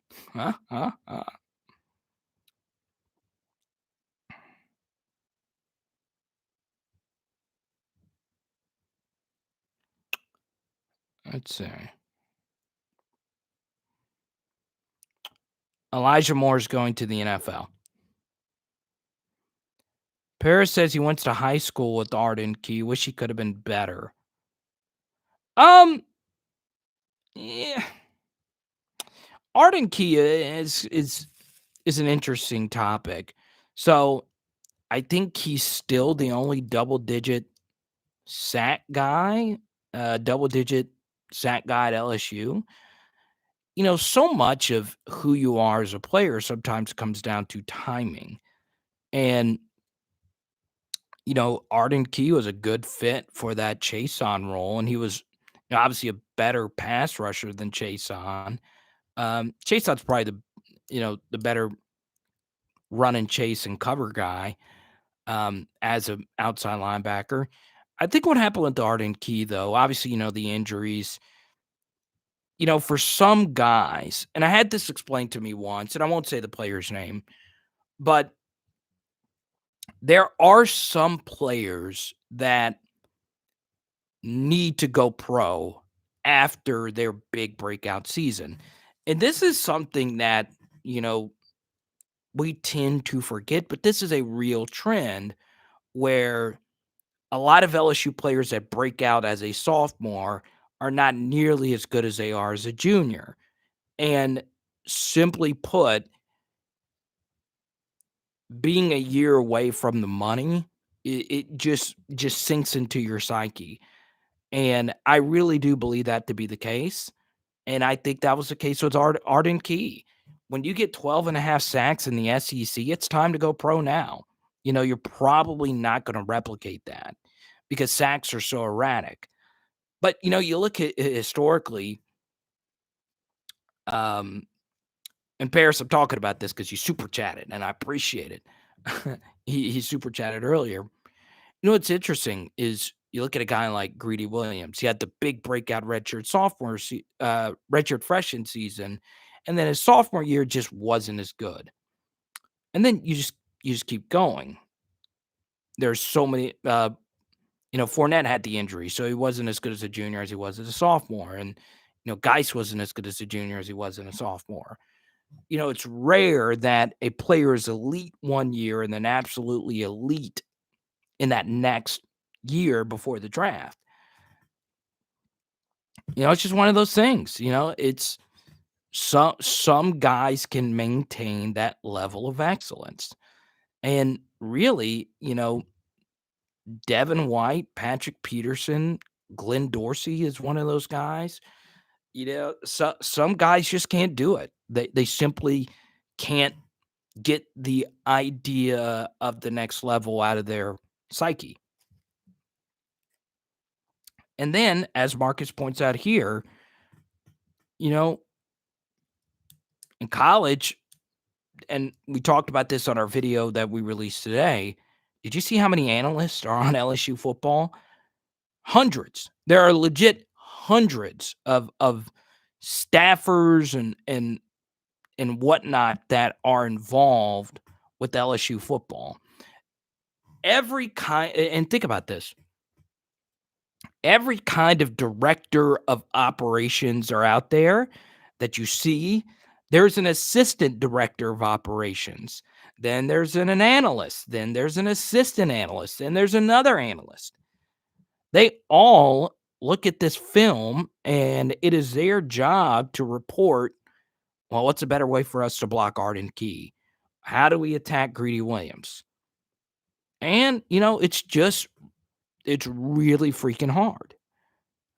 And, that's why, I do think of guys that had All-American seasons and followed it up with another All-American season. It's rare. It is so rare. It is so hard to do.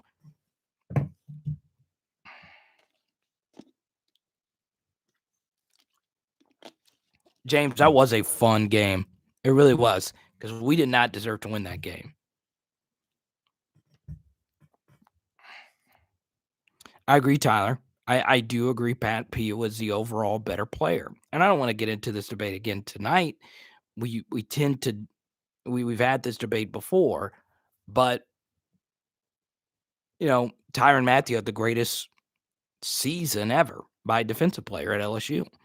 What he did in 2011 will never be replicated. There really hasn't been any player in college football that's come close to that kind of season that Tyrann Mathieu had. Well, at least to my knowledge.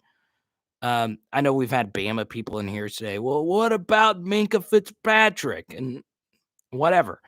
They're different players. They're different types of players. Fitzpatrick's kind of like that. They're both obviously excellent in the NFL, but, I don't want to get into the PP7, TM7 thing. They're both great. They're both obviously radically different players. Yeah, is Devon the best linebacker in the NFL?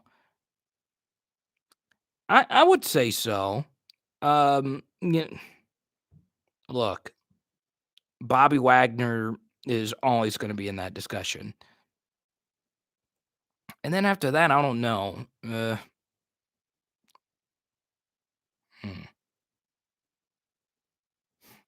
Vontaze Burfict is the best linebacker in the NFL.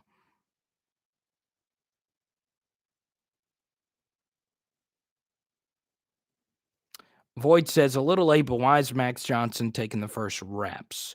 So, Ed Orgeron said Max Johnson's taking the first reps because He won the last 2 games last season, and Orgeron said that was his call. So we'll see. JJ, about time. Oh, yeah, Darius Leonard. He's good. HBCU, Darius Leonard. I like that.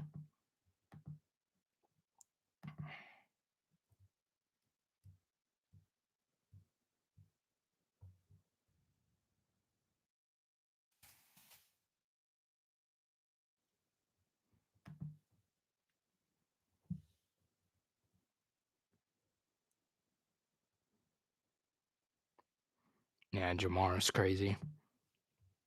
84 catches, 9 catches, 221, and a TD. 2 TDs versus Clemson.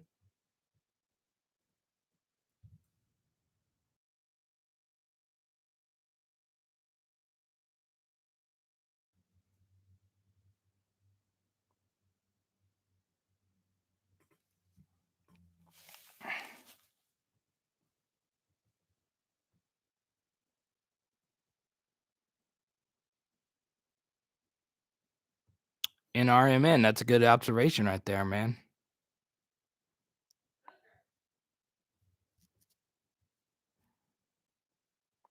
Yeah, so Orgeron said the competition's wide open. He said TJ and Myles took equal snaps behind him.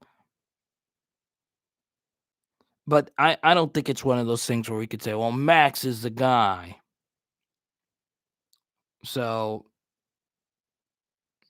Saucy, I'm not going to answer that. I've been asked that question a few times, and unless you super chat that question, I will not answer that one. My favorite LSU player of all time.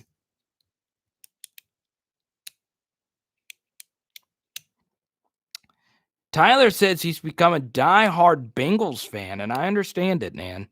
How could you not be a fan of Trey Hendrickson? Like, I totally get it, Tyler.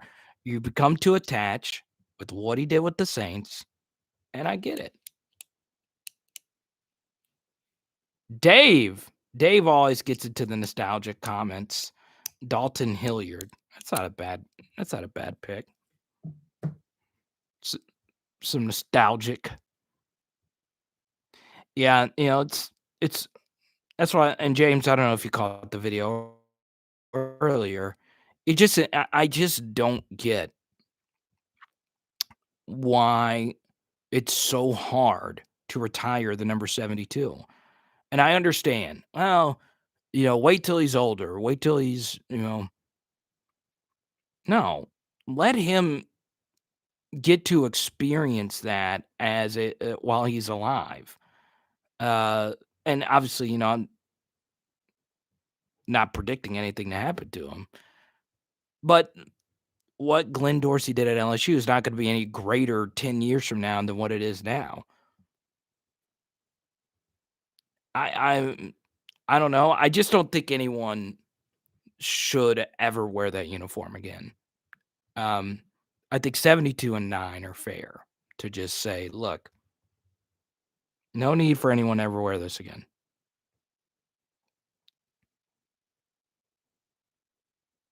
Should rarely, if ever, retire a number.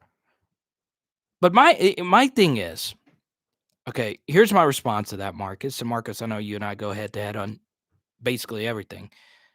My response is, when number 72 is not even that desired of a number. Normally offensive linemen, they get a number in the 50 or the 60s, or they get like a high 70 number. 9's a little different because it is a single digit, but it's Joe freaking Burrow, right? E. Noonan, thanks for your super chat. All right. God, and you dropped this. Top 5 LSU players and why. E. Noonan, I'm going to write a book about that. If I wrote a book, let me ask you this. If I wrote a book on LSU football, would you guys read it and buy it? Because I still got to do the shirts. I already started doing some research on that. The Power Hour LSU merch. But, I think about it. When I go to bed at night, I think about that. The 5 top 5 LSU players of all time. I think you do need to separate era. I think it's easier to go from 2003 on because in 2003, the program changed forever. When you win a national championship, your program changes forever. And obviously LSU won one in 58, but 2003 was when things really changed.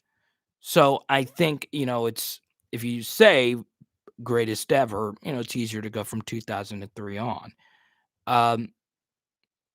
It's tough to say. Top 5 players ever. Huh? Oh, you're saying my favorite LSU players, 5 favorite LSU players. Okay. I'll answer this.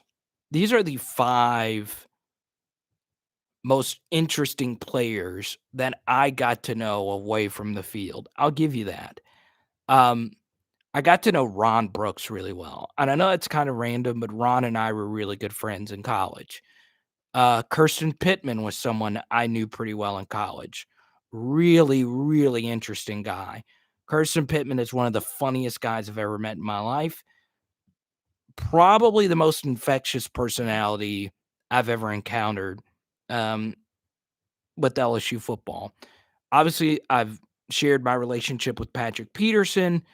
I haven't talked to him in close to a decade now, which is kind of weird, but he and I, when he played, I talked to him all the time, and he was just such an interesting guy. So Ron Brooks, Kirsten Pittman, Patrick Peterson. T-Bob's easy, but, T-Bob's just great. So there's 4. And then Will Blackwell. Will Blackwell's such a good dude. I knew Jarrett Lee some, and Jarrett Lee was such a fascinating guy as well. And I've spoken with Russell Shepard. He was really interesting. So there you go. I'll give you that.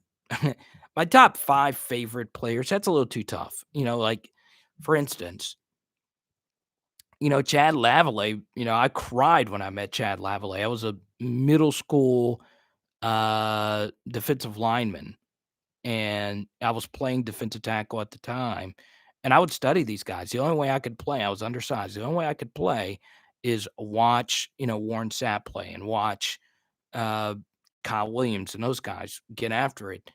And, Chad Lavallee was one of my favorites. And I met him. My mom and I saw him walking alone in a mall, and he talked to me for like 15 minutes, and it was so cool. So Chad's always going to be, top 5 for me. So I'll give you that. Tyler says, I'm just mentioning legends.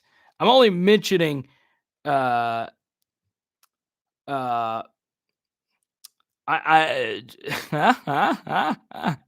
Tyler said I'm only listing like the 5 greatest players there. He said I'm listing legends. And I'm giving like deep cuts. But yeah, Lavallee is pretty freaking good.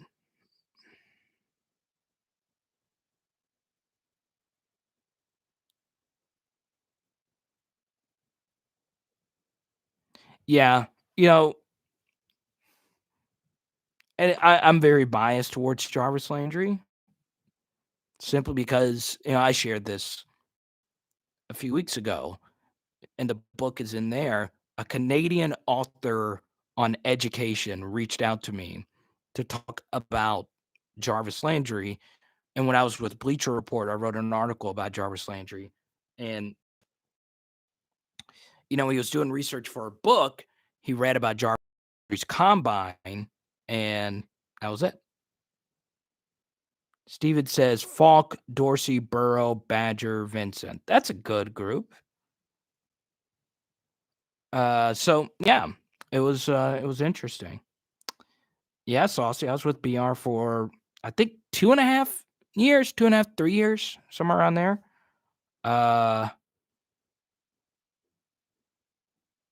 I know Tyler, but Jared Lee will joke about that with you. He was a really humble guy. He was a good dude.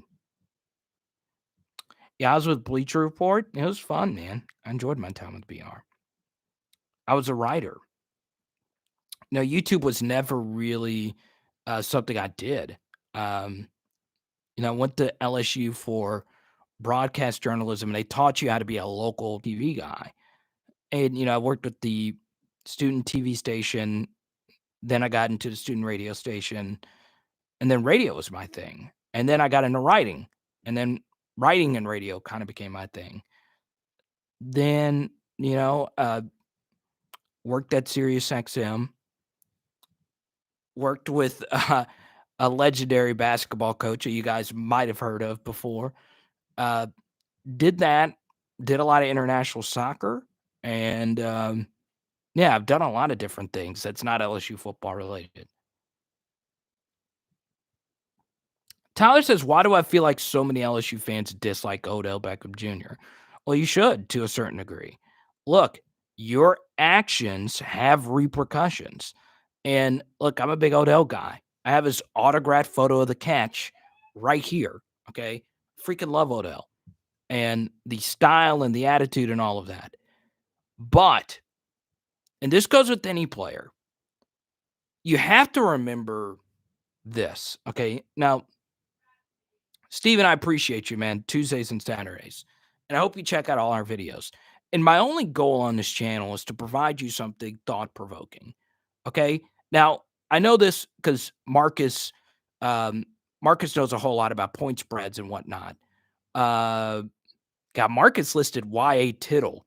That's pretty good. That's an old schooler for you. Look, I want you to think about the smartest people when it comes to sports. The absolute smartest people when it comes to sports. It's not me. It's not me. It's not you either. Okay? The smartest people in sports are the guys in Vegas. Okay? And the reason why is they have to be. They're the ones that set these important sports betting lines. Okay? Now, the funny thing about a sports betting line is that unless you are a quarterback, it doesn't shift. It rarely shifts. Like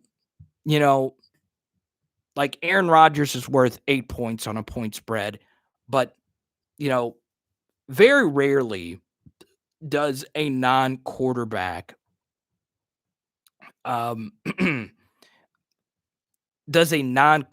change point spreads.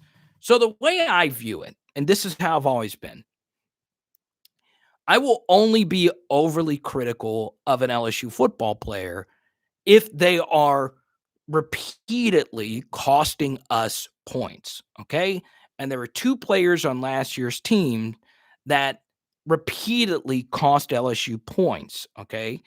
And based on what I've gathered and what I've watched, it was, and I'm actually not going to list their names because, I've done thousands of live streams, and we've talked about those 2 players in particular, okay?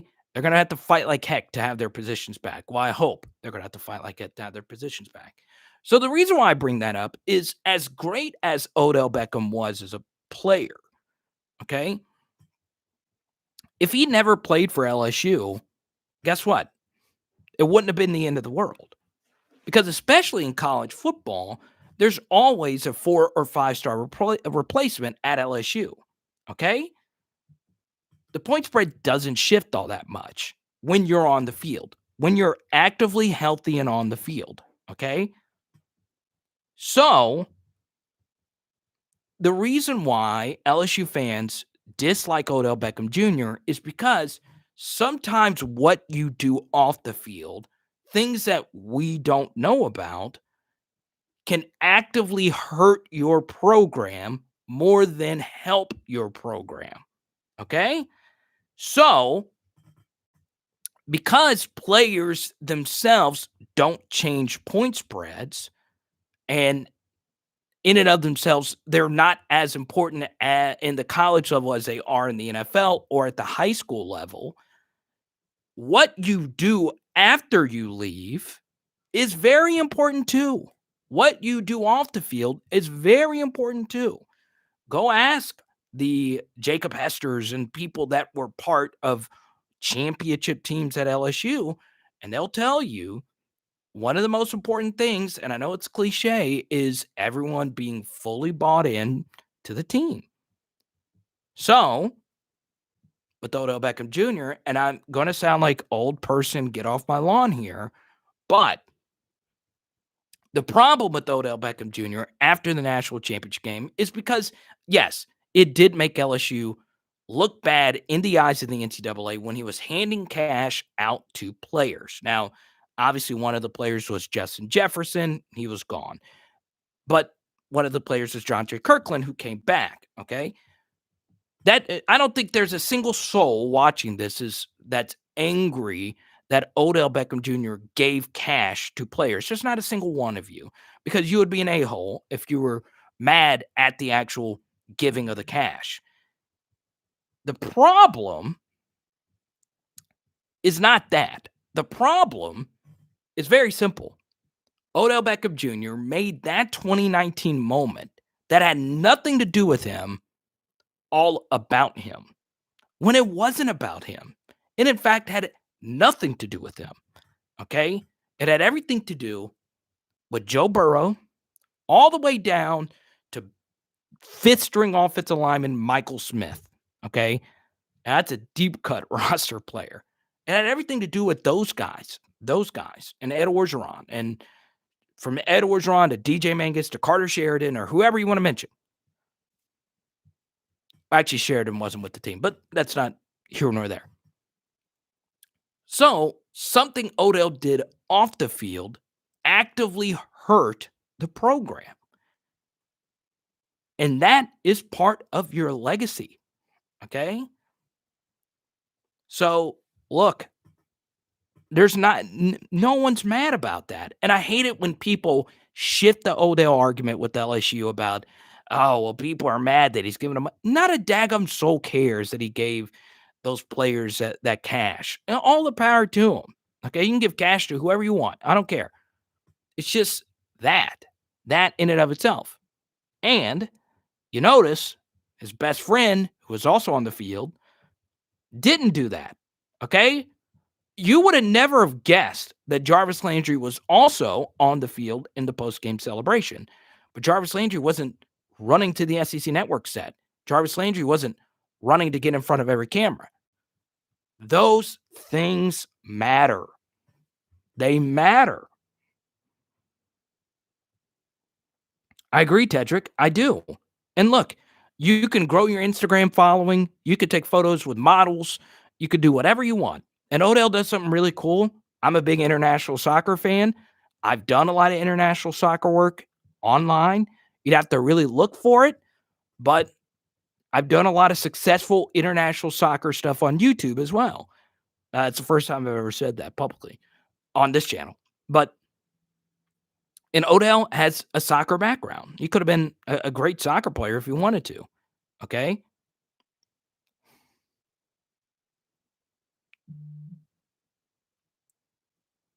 Exactly. It's about the team. It's about the team. And I know that sounds like get off your lawn kind of person, but I'll tell you this. I know we had the big Patrick Peterson versus Tyrann Mathieu. The one I hear a lot is Odell versus Jarvis. And I know we just did a video on this not too long ago. It had Bryce Langston and Derek Davis on the thumbnail. And it was those two guys. And it was a 4-star versus a 5-star. Okay. Odell Beckham was a better player than Jarvis Landry in his LSU career because obviously Odell was a wide receiver on the 2011 team, where Jarvis Landry did not play much receiver on the 2011 team. He just didn't. He was a good special teamer, but that team was power I, 2 wide receivers, and it was Reuben and Odell. Okay. So Jarvis didn't get a chance to play wide receiver his freshman season. But to me, the greatest single game wide receiver performance in LSU history, if you take out the 2019 team, which is kind of unfair because that was a totally different offense, Jarvis Landry versus Arkansas, his final season, is the craziest single game performance I've ever seen a wide receiver play. He had 7 catches, 112 yards, and a touchdown. Doesn't sound spectacular, But Odell didn't play. He had a little injury, didn't want to play. Jeremy Hill was banged up that game. Zach Mettenberger got his leg folded in half, and that was the play that Jarvis made the crazy one-handed catch. But Met was inaccurate that entire game, and Jarvis was just making crazy catches. This was also versus winless Arkansas, and Jarvis willed that team to win. And on the game-winning drive, Anthony Jennings was on his own 1-yard line. Jarvis Landry led him down the field. I think he caught the first pass on the drive. And then later in the drive, a timeout was called. Jarvis Landry superseded the offensive coordinator and said, look, we should run a play called Tsunami, which was a play that was from the previous offensive coordinator. And he said, I will guarantee you this will win the game. And Babe Ruth called his shot. Jarvis Landry, guess what? He called a play that the football wasn't even going to go to him. It was a decoy. And Anthony Jennings had Traven Durant wide open, saved the Les Miles regime there. I think if LSU loses that game, remember, that would have been a long period from there until the bowl game. They might not have gotten into the Outback Bowl if they wouldn't have won that game. So we were talking about this earlier with John Emery. Jarvis Landry had nothing go his way that game. Nothing. His fellow wide receiver didn't play. Running back, Jeremy Hill, not effective. Offensive line, not playing a great game. His quarterback, his leg snaps in two. Jarvis Landry didn't complain. There was nothing for him to gain from this game. You know, he could have been hurt and lost whatever draft stock he had, but he kept fighting. And that to me, and Marcus pointed this out a minute ago, he changed what it was. He was the exact opposite of a diva. He was, and I know he has crazy hair and he's funny on social media, but that dude will legit rip your face in half if it meant for his team to win the game. And those are the kind of guys you got to have on your team. So, you know, it's just one of those things.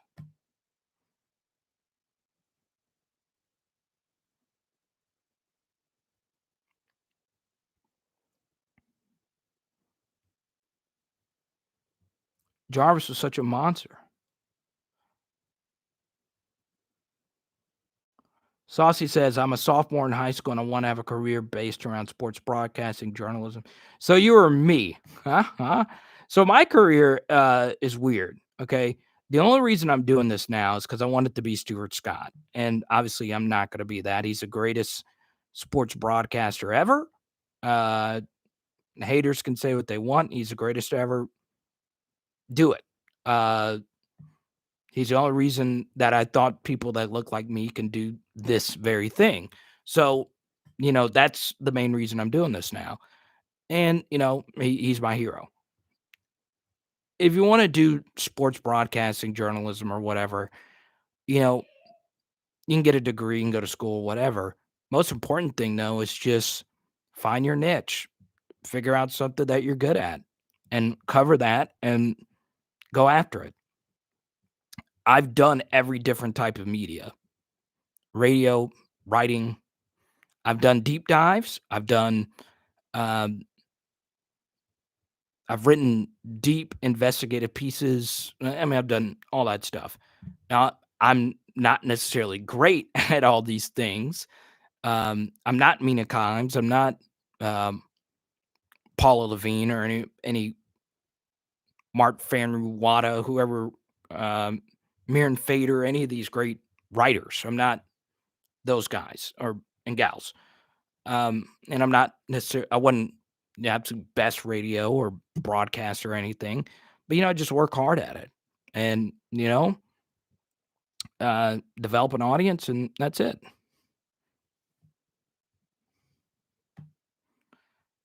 So hopefully that answers your question. Hakeem Olajuwon, most underrated NBA player of my lifetime is Hakeem. What's up, Max? Max always jumping in late now. I'm ready for LSU going to dynasty mode. Yeah, DBU 7. It's kind of different though. You know, it's kind of not fair though. You know, played in a different. It was such a different offense, so different. But Chase and Jefferson are the best. They're so great. I don't think they'll ever be topped. I don't think. I don't. Yeah, I just don't think that'll ever be done again. Never say never. But we'll see. Yeah. Oh, man.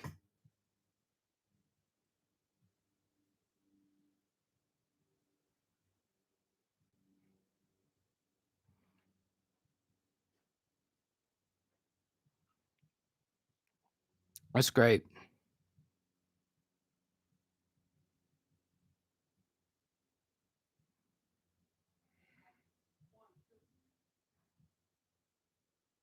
Mo Funky, I just saw your thing.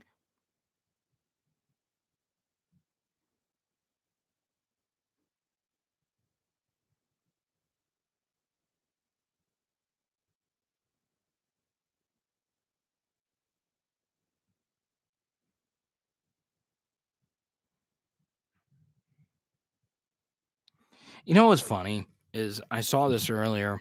I felt bad for freaking the Chicago Bears that they were flirting with Watson and Wilson. You get Andy Dalton. I mean, what is the deal here? What is the deal?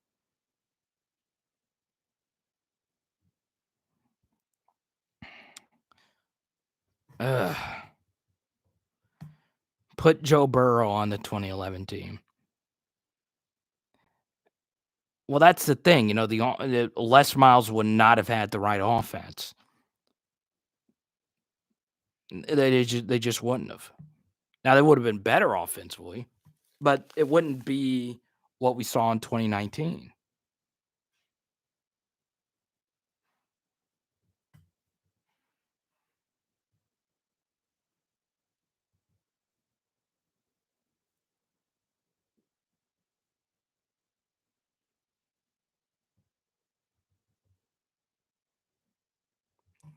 Yeah, I think Marcus so I know Mark is decent, not too well. Um, but don't do what I'm doing or don't do sports journalism if you wanna make money, okay? Yes, Skip Bayless makes a lot of money. Yes, uh,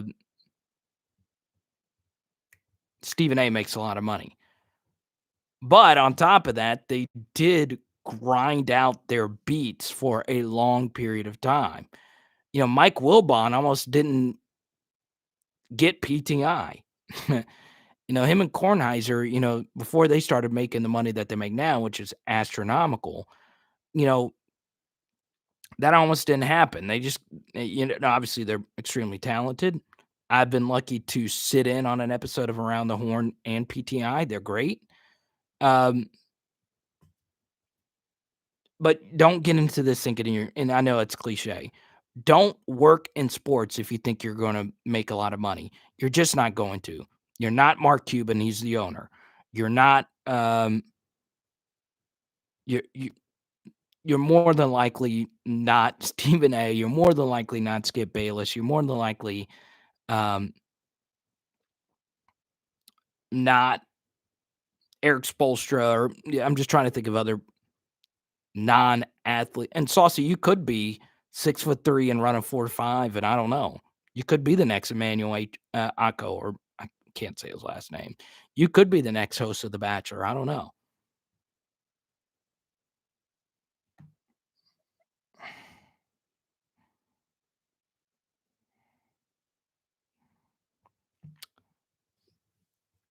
But Saucy, something else you could do is if you donate $1,000 into the super chat, I will click funnel your money and then put you into a pyramid scheme selling coin.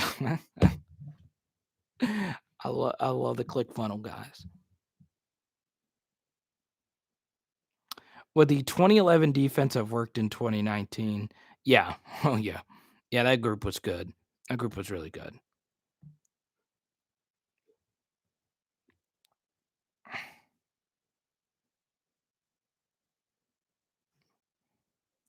Yeah, the 2011 defense, yeah.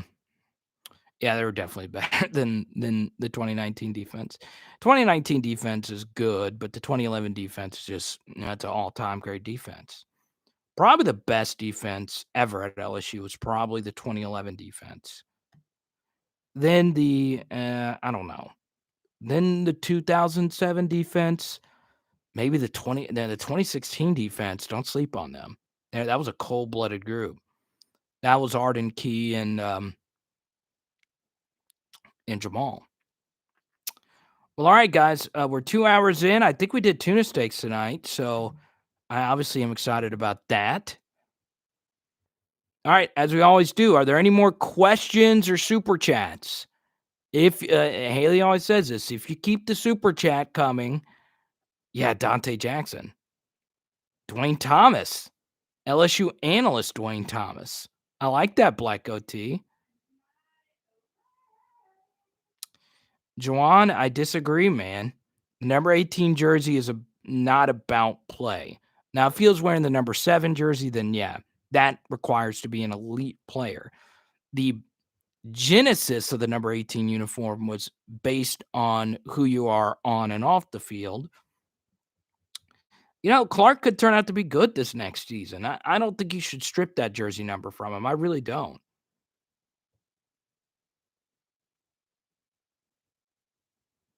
I know. JJ, I'm telling you. That second half defense versus Texas. 5 possessions, 4 touchdowns, and a field goal. Not good. Was the 2010 defense better? That's a good question. That would mean 2010 defense, would be Drake Nevis and Patrick Peterson with the young Tyron. Maybe. I don't know. It's tough to say. Kevin Tolliver was good. Not great, but he was good. He was good. Lots of injuries, and I don't know exactly. Alex, Eli's out for the spring. Yes. No,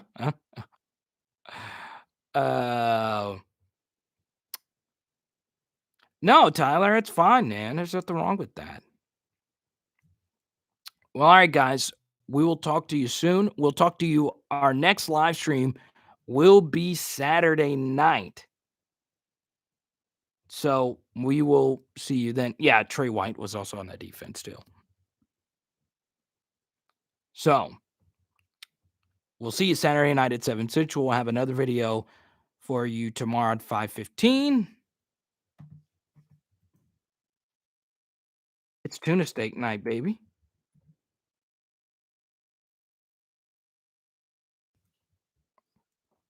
All right, here we go.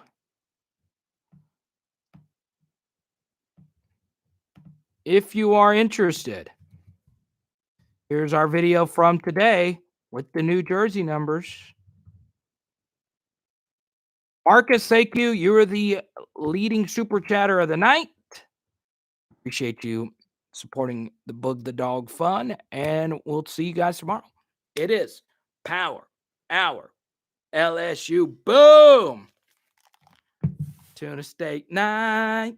Tuna steak night.